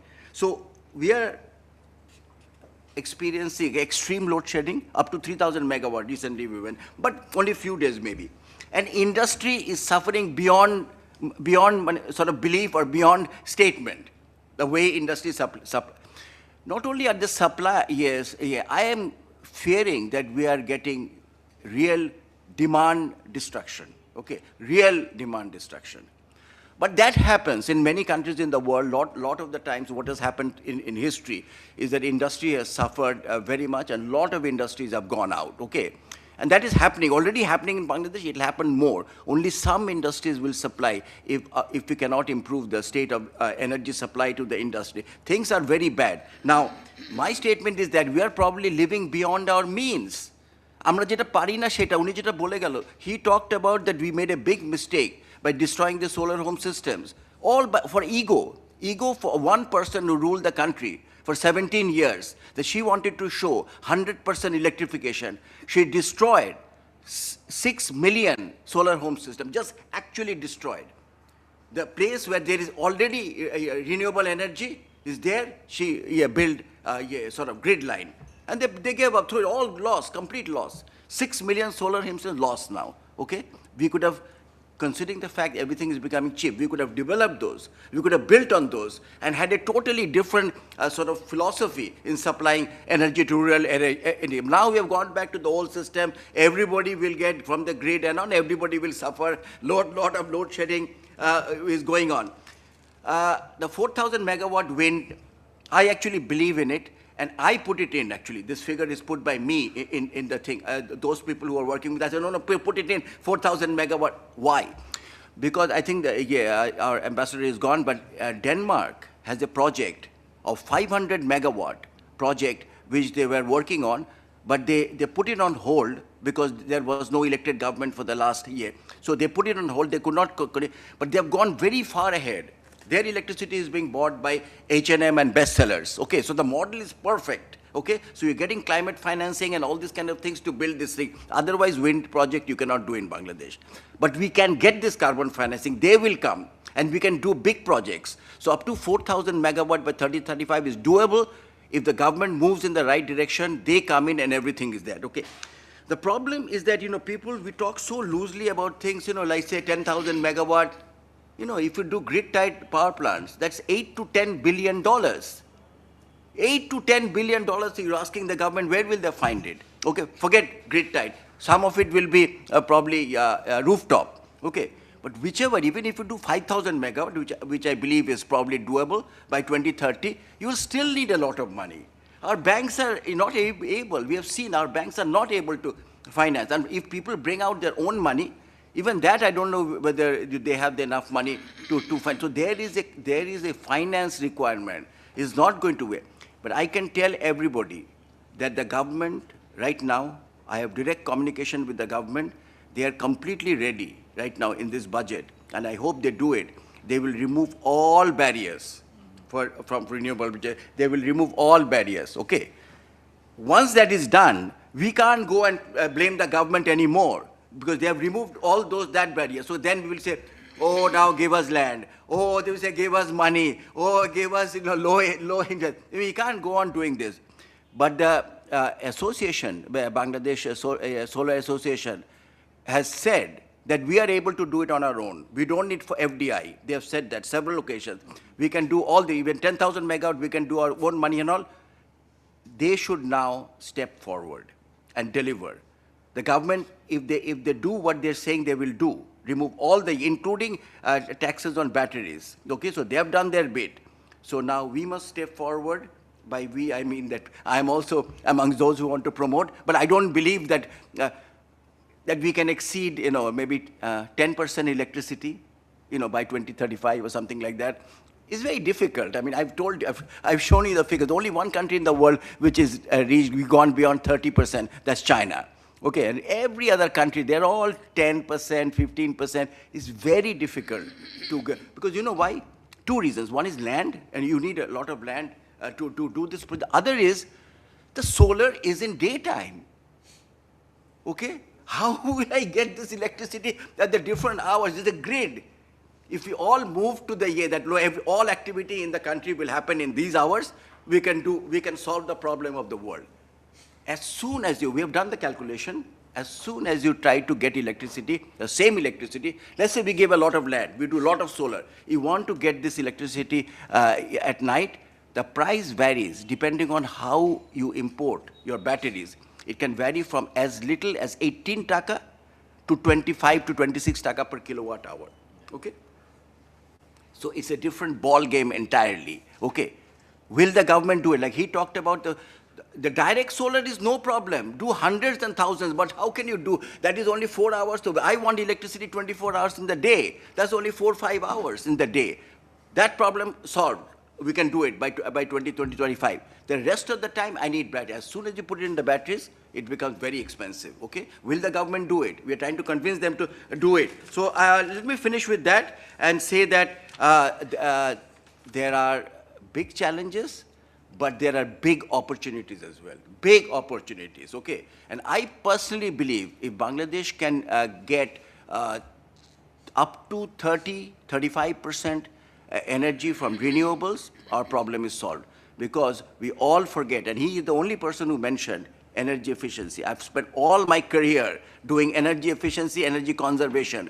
There is no study in the world on net zero or 100% without showing energy efficiency. Without energy efficiency, almost no country in the world will be able to achieve anything, almost anything. So you have to do a big, sizable reduction using energy efficiency, 25, 30%. Then 35% you do renewables, okay? That is done. And the rest is fossil fuels. If you don't have in your country, you will have to import. But I think that we will be rich enough, or we'll be able to afford that amount of importing, okay? Now, I as an engineer, I can't see 100%, I can't see it. Maybe technologies will change, maybe new things will come up. We don't know, hydrogen will become so cheap, but even if it becomes so cheap, we still have to import it. We can't produce hydrogen in Bangladesh because we don't have, we can't even produce direct solar. So how will you produce hydrogen? Thank you very much. Thank you sir, thank you. আমরা আলোচনার শেষ দিকে, তো sir আপনিও তো duty ওয়েভারটা support করেন, যেটা mister Shafiq বললেন। সাপোর্ট কি ওরা করতেই হবে, this absolutely they have to, they will do it, I know that they will do it because they are talking about it, okay? Even ওদের রিজভি সাহেবও তো বললেন, উনি রিজভি সাহেব কেন বলবেন, ওনার তো কোনো কানেকশনই নেই এটার সাথে। I am almost sure, and the minister is convinced, I know him very well, I know he is very absolutely convinced. Of course, definitely. Of course it will get momentum. একটা ছোট দাদা দিচ্ছি, সেটা হলো আপনি 100 মেগাওয়াট করলে যেই rooftop solar 100 megawatt যদি করেন, আপনি রাফলি যে টাকা পাবেন, হ্যাঁ, হয়তো প্রতি মেগাওয়াটে 1.5 কোটি করে, ঠিক আছে? সেটা যা আসলো এক বছরে একবারই পাবেন, এটা তো ওয়ান অফ ইম্পোর্ট ডিউটি। সেটা আমাদের যে পরিমাণ ডিরেক্ট অ্যান্ড ইনডিরেক্ট ট্যাক্স আসে, আমি জাস্ট গত রাতে ক্যালকুলেট করলাম, সেটা 0.04%-এর সমান বা কম, 0.04%। আমাদের বাংলাদেশের যে বাৎসরিক ডিরেক্ট অ্যান্ড ইনডিরেক্ট ট্যাক্স, সেটা এই 100 মেগাওয়াট রুফটপ সোলার আমদানি শুল্ক সেটা হবে। কাজে এটা দেওয়া খুবই লজিক্যাল। আর এটা কি করবে দেখেন আপনি, 25 বছর যদি আমি লাইফ সাইকেল 30 বছর হতে পারে, 25 বছরে সে প্রায় 30 গুণ আপনাকে জ্বালানি আমদানি কমাবে, হ্যাঁ, 30 গুণ।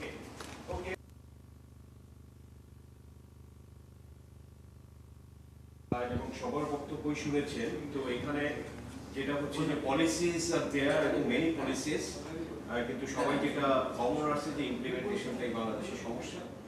সো আলটিমেটলি এই বাস্তবায়ন হয় না বলে আসলে পরিস্থিতির উন্নতি হয় না। তো আপনার যদি এদিকে একটু ফোকাস দেন যে, এবং গভর্নমেন্ট আসলে কি করছে, নতুন কোনো কিছু প্ল্যান করছে কিনা এগুলোরে আরো এগিয়ে নিয়ে যাওয়ার জন্য। আরেকটা হচ্ছে যে আপনার এই যে আমরা তো জিও পলিটিক্যাল ক্রাইসিস থেকে আমরা দেখলাম রাশিয়া ইউক্রেন যুদ্ধের পরে, আর এটা হচ্ছে যে মিডল ইস্টের পরে দেখলাম। তো এখানে তো আসলে এখন এই যে renewable is no more a climate change or climate solution issue, তো এটাকে আসলে কিভাবে আরো স্ট্র্যাটেজিক টুল করা যেতে পারে ফর এনার্জি সফরেনিটি, এবং যেটা হচ্ছে যে হোয়াট চেঞ্জেস, আপনি আরেকটা যে how can this reframing influence.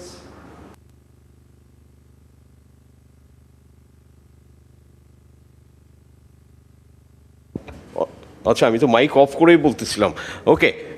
জি, তো স্যার এই পয়েন্টসগুলো যদি আপনি বলেন, প্লাস আপনার কথা আপনি সব শুনেছেন, সো আপনার থেকে আমরা একটু রেসপন্স আশা করি। Thank you. Mister Rafiqul Islam, additional secretary, energy ministry. Thank you.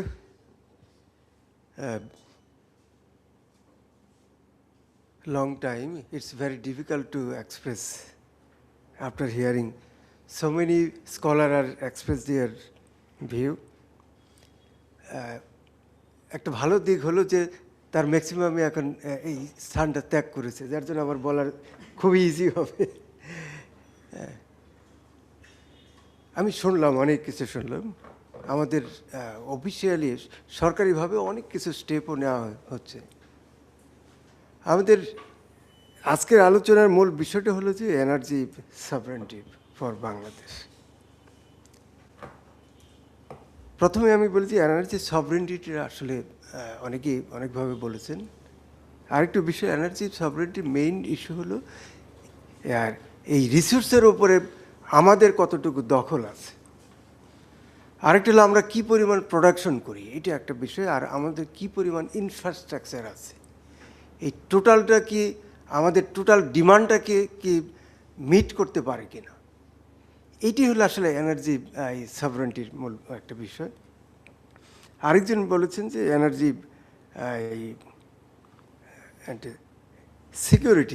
Security আসলে অ্যাকচুয়ালি দ্য পাবলিক কীভাবে অ্যাক্সেস হতে পারে এবং সাপ্লাই চেইনটা কীরকম স্মুথ, এটার সাথে রিলেটেড। দুটো একটু ডিফারেন্ট। আমাদের এখানে এনার্জি বলতে সব ধরনের এনার্জিকে বোঝায়। আমি আসলে কাজ করি হলো প্রাইমারি এনার্জি ডিভিশনে। আমরা ডিল করি primary energy and secondary energy, যেটা অ্যানাদার ডিভিশন এটা ডিল করে।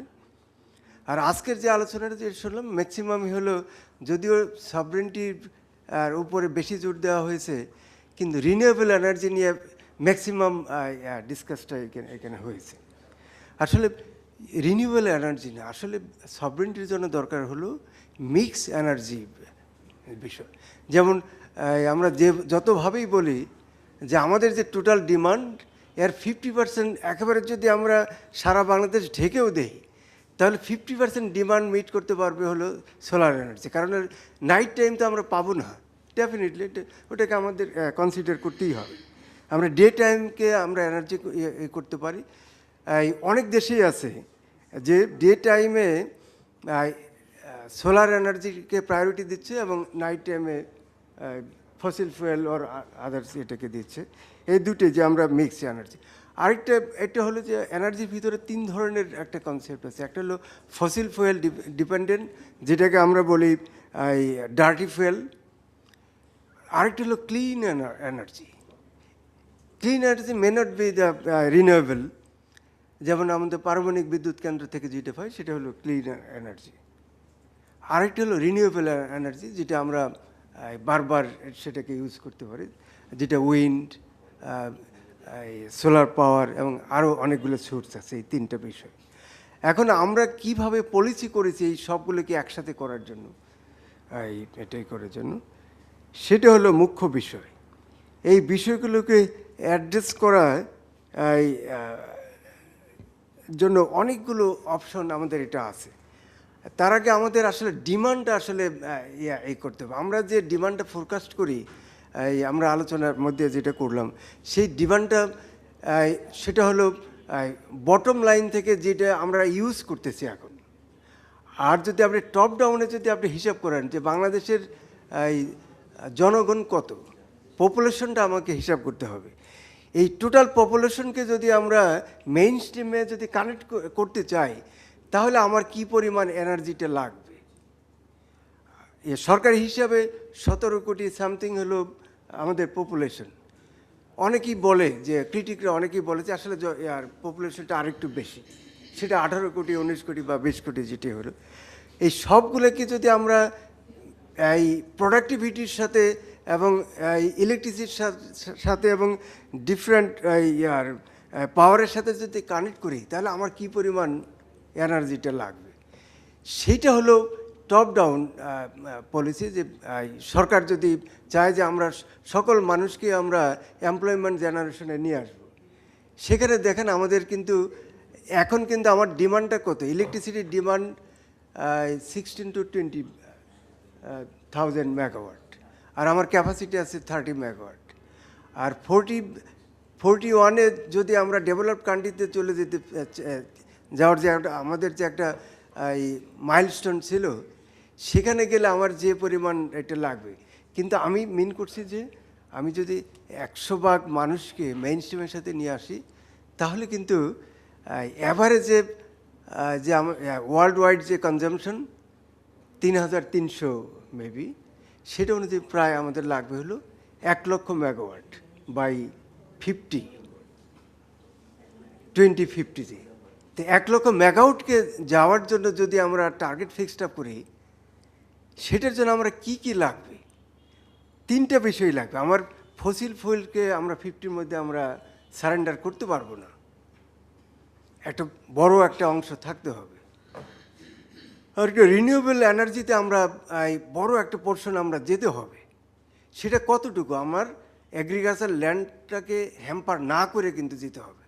রুফটপে কতটুকু আছে আমরা যদি এখনই টার্গেট করি, রুফটপে কিন্তু 3000 থেকে 4000-এর বেশি কিন্তু আমরা যেতে পারবো না। মোটামুটি একটা স্টাডি না, আমরা ইন্টারন্যাশনাল ইয়ে থেকে না না না আমি স্টাডি থাকতে পারে। হ্যাঁ, মনে হয় কাছাকাছি হবে। একজন তো বললেন যে 5000। এটা তো ইন্ডাস্ট্রিতেই শুধু 2 to 3000 মেগাওয়াট আছে সম্ভাবনা, প্লাস আপনি গভর্নমেন্টের এস্টাবলিশমেন্টগুলো যদি ধরেন সারা বাংলাদেশে অফিস আদালত না, হসপিটাল, সেটা হলো 5000-এর বেশি যেতে পারবো না কিন্তু আসলে সেটা হলো যদি আমার ক্যাপাসিটি এফিসিয়েন্সি লেভেল হয়তো 50-50-র মধ্যে আমার সোলার প্যানেলের এফিসিয়েন্সি প্রোডাকশন লেভেলে 35 to 40% এফিসিয়েন্সি লেভেল চলে আসবে। সেটা আসলে কিন্তু এইটার রেশিওটা আরেকটু বাড়বে।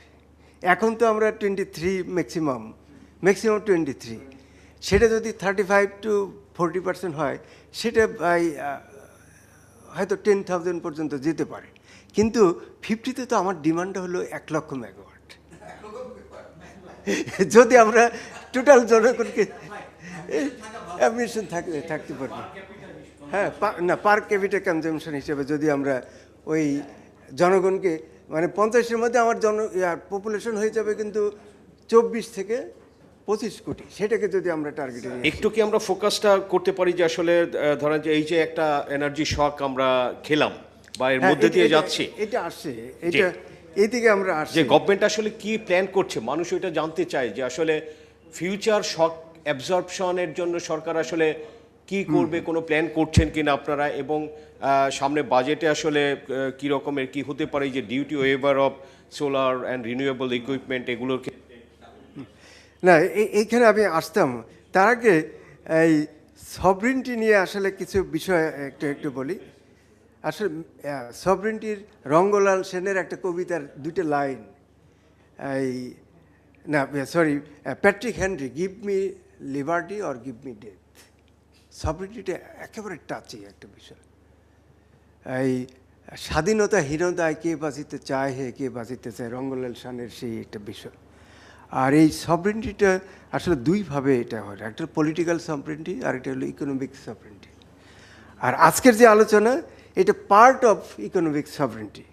এই ইকোনমিক সভরিনটির এটা করতে যে সরকার অনেকগুলো পরিকল্পনা নিয়েছে।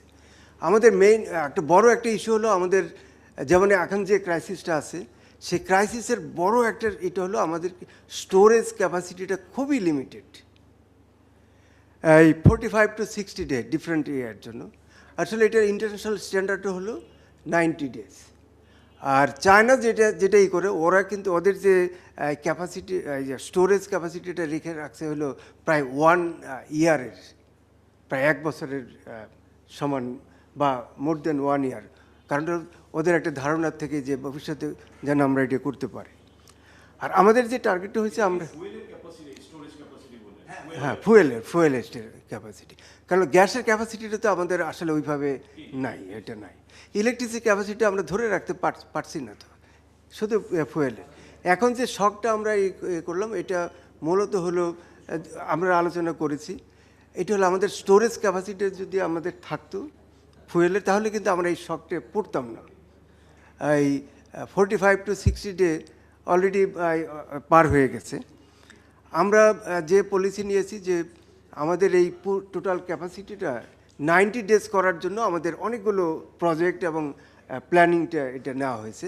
এটা হলো এই অয়েল ফুয়েলের জন্য। আর গ্যাসের জন্য যেটা করা হচ্ছে যে আমাদের টোটাল যে কনজামশন আমরা যেটা করি এইটার ক্যাপাসিটি হলো অলমোস্ট ক্যাপাসিটি দিয়ে যদি করি তাহলে 5100 MMCFT হলো আমাদের এটা ইয়ার।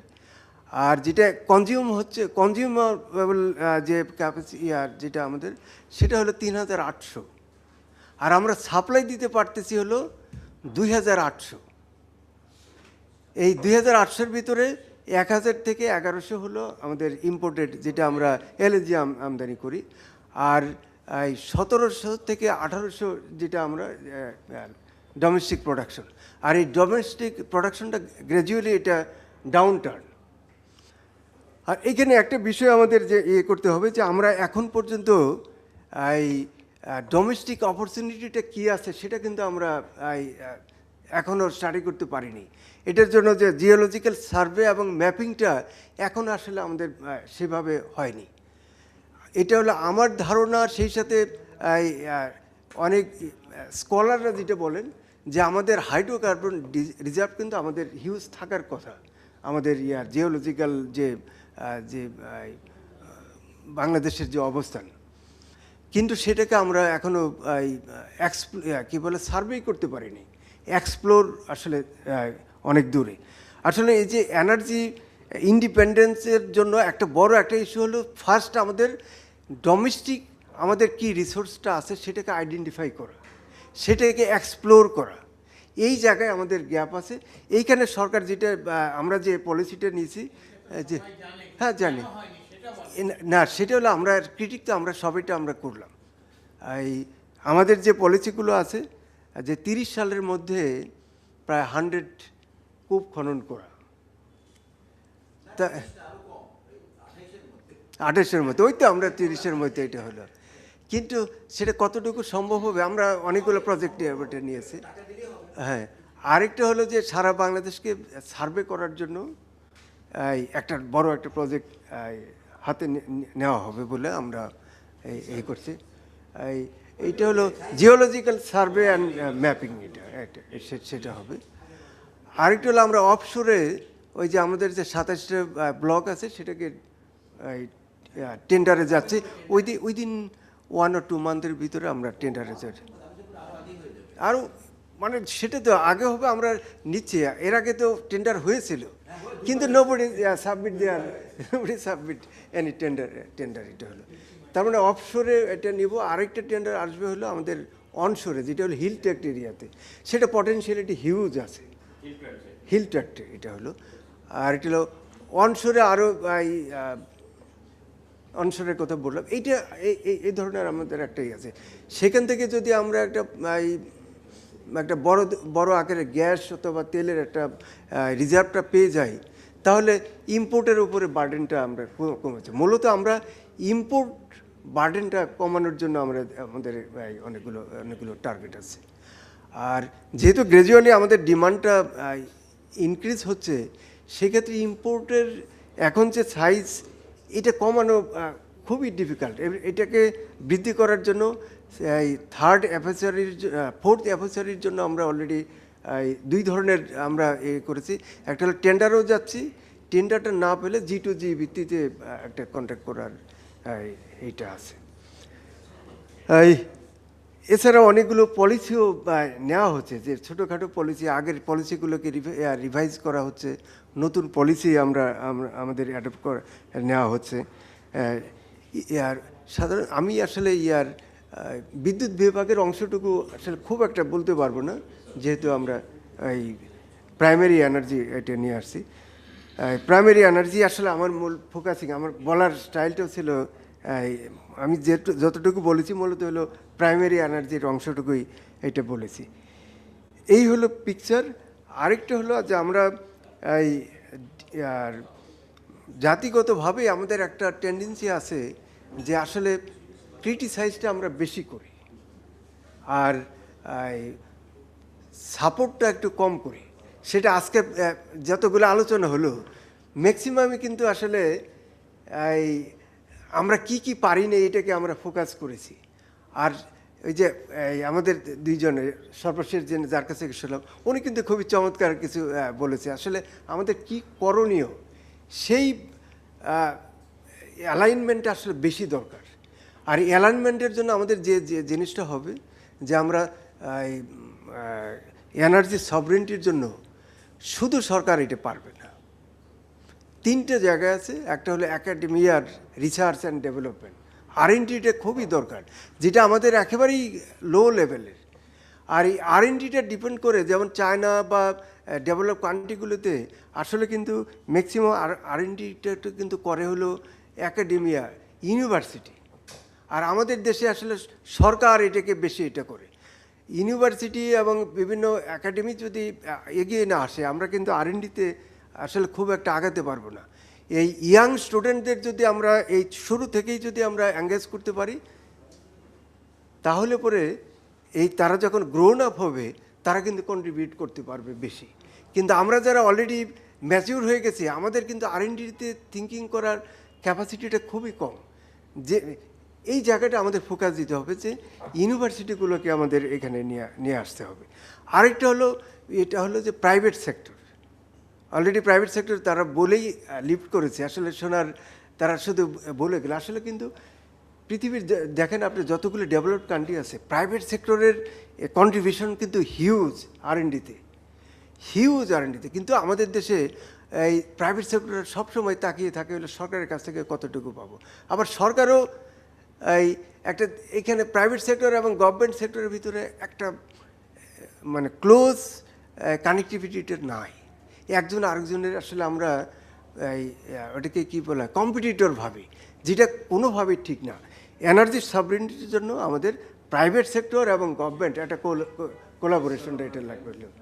হ্যাঁ ঠিক আছে, এই একটা। আরেকটা হলো পলিসি, এই থার্ড ইস্যু হলো যে পলিসি। এই তিনটা, একটা হলো গভর্নমেন্টের সাইড থেকে পলিসি, একাডেমিয়া এবং প্রাইভেট সেক্টর, এই তিনজন যদি আমরা একসাথে কাজ করতে পারি তাহলে আমরা এই এনার্জি সভরেনিটিটাকে এনশিওর করতে পারবো। আমার মনে হয় এই শ্রোতার চেয়ে আমরা বক্তার সংখ্যা আজকে বেশি ছিল, আমরা অনেক বলেছি। হ্যাঁ হ্যাঁ, বক্তা সবাই বক্তা ছিল, শ্রোতা না, বাকি আমাদের সব সাপোর্টিং স্টাফ। সো এইখানে আমরা শেষ করে দিতে পারি। প্লিজ মাইকটা একটু অফ করে দিবেন। তো আমরা আলোচনার শেষের দিকে জাস্ট ডক্টর ফাহমিদা খাতুনের কাছে একটু ক্লোজিং রিমার্কসের জন্য দিব, বাট বিফোর দ্যাট আমরা যে কয়জনই আসি একটা জাস্ট কমন কোশ্চেন আমি একটু করতে চাই, যে বিকজ আমরা জানি যে budget is being finalised almost. So এখানে আমরা সবাই যদি আমাদের যদি সক্ষমতা থাকে বা মানে if we have that access, যে এই বাজেটে we will insert online for renewable energy and energy sovereignty, what would be that? আমি একটু স্যার আপনার থেকে জানতে চাই।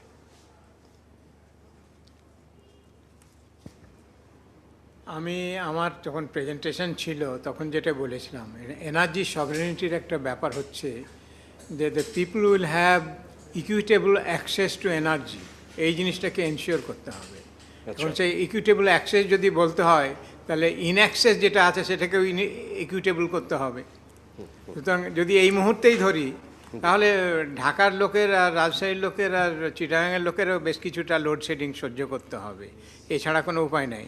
আর আরেকটা জিনিস হচ্ছে যেটা সমস্ত কিছু ট্যাক্সেশনের কথা ইয়েতে হয়েছে, সেটা হচ্ছে এই যে, এবং আপনি যেটা বললেন আর কি, বাংলাদেশের সমস্যা হচ্ছে প্রাইভেট সেক্টরের জন্য, ইভেন সরকারের জন্য, it's a vendor driven economy. ভেন্ডাররা যে জিনিস নিয়ে আসে, যে 30 বছরের পুরান টেকনোলজি হলেও সেটা বাজারে ঢুকে, আর যেটা একবারে নতুন টেকনোলজি দাম হয়তো একটু বেশি কিন্তু অনেক এফিসিয়েন্সি বেশি, সেটা কিন্তু বাজারে ঢুকতে পারে না। তো এই যে এই ভেন্ডার ড্রিভেন ইকোনমির ব্যাপারটাকে পরিষ্কার করতে হবে, মানে টেকনোলজির যদি আসপেক্ট থাকে যে তাহলে এফিশিয়েন্ট টেকনোলজি যদি হয় সেটাকে প্রতি বছর এরকমভাবে হতে হবে 2-3 বছর পর পর দি ministry of finance should be advised যে এই টেকনোলজির ওপরে, ট্যাক্সেশনের ওপরে ব্যাপারে হুঁশিয়ার হতে হবে। পুরনো টেকনোলজির ওপরে যে বেশি দিতে হবে, নতুন টেকনোলজির ওপরে কম ট্যাক্স দিতে হবে, তা না হলে কিন্তু ইয়ে হবে না, এগুলো অ্যাকসেপ্টেড হবে না। স্যার জাস্ট অনলাইন শফিক ভাই কোশ্চেনটা।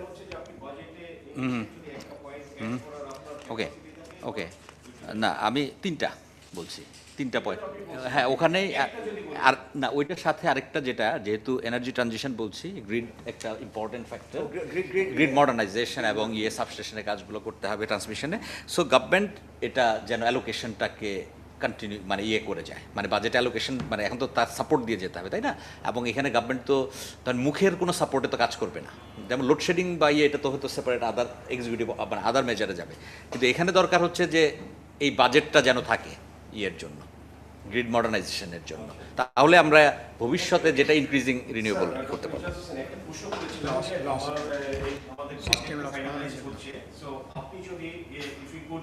insert online into that budget for renewable energy and energy sovereignty, Remove all the taxes on the ওই যেটা আমি আগেও বলেছি, panels tunnels inverter, at least for 2 years, okay? Give them a free hand যে আপনারা যা পারেন করেন, আমরা করে দিই, পাকিস্তান যেরকম করেছে, তারপরে আস্তে আস্তে নিয়ে আসা যাবে। অ্যাবসলিউটলি বলতে যাচ্ছিলাম যে সরকার আসার পরেই একটা 100 ডেজ রোডম্যাপ অন এনার্জি করেছিল।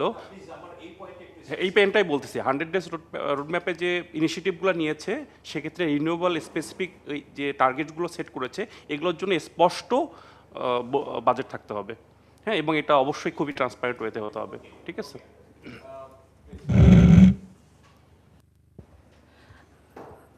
আমি যেহেতু নেচার স্মার্ট এনার্জি নিয়ে কথা বলেছি, সো আমাদের একটা রিকোয়ারমেন্ট থাকবে যে কোনো এনার্জি রিলেটেড প্রজেক্ট অ্যাপ্রুভালের ক্ষেত্রে যেন ইকোসিস্টেম হার্মের জিনিসটাকে খেয়াল রাখা হয়, বিকজ বাংলাদেশ নতুন করে আবার biodiversity strategy and action plan আসছে, এবং আমরা বায়োডাইভার্সিটি নিয়েও কাজ করতে যেয়ে দেখছি যে একটা জায়গায় ইমপ্রুভ করতে যেয়ে আমরা অন্য জায়গাটা যেন নষ্ট না করে ফেলি, সো এই জিনিসটা যেন অ্যাড করা হয়। একটা যে এটা চাই, ইয়েস। আপনি বিআইডিএস এর জি, গভর্নমেন্টের ইনসেন্টিভস দেওয়া উচিত so that dual use of land আরো বাড়ানো যায়। একটু জানতে চাই আমি। হ্যাঁ, আমিও যেহেতু আমি ইকোনমিক্স নিয়েই গবেষণা করি, আমার মনে হয় যে ইনসেন্টিভটা খুব প্রয়োজন আমাদের এইটাকে আরও এক্সপিডাইট করার জন্য, এবং ফিউচারে এটার কস্ট ইফেক্টিভনেস বেটার হবে আর কি, অ্যান্ড ট্রেড অফটা much better. Thank you so much everybody. Fahmida আপু, আপনি কিছু বলবেন? আচ্ছা, ওকে, অনেক পয়েন্টে আলোচনা এসেছে, আমরা এগুলো নিয়ে রিপোর্ট করব, অ্যান্ড আমাদের অনলাইনেও যাবে, প্রিন্টে যাবে, অ্যান্ড মাল্টিমিডিয়াতে এগুলো হবে। So on behalf of Business Standard and our co-organiser CPD and embassy of Denmark, I thank you all যে আপনাদের এরকম passion sharing and lot of more then 3 hours time দেওয়ার জন্য। Really we are grateful to you. Thank you sir. Lunch আছে।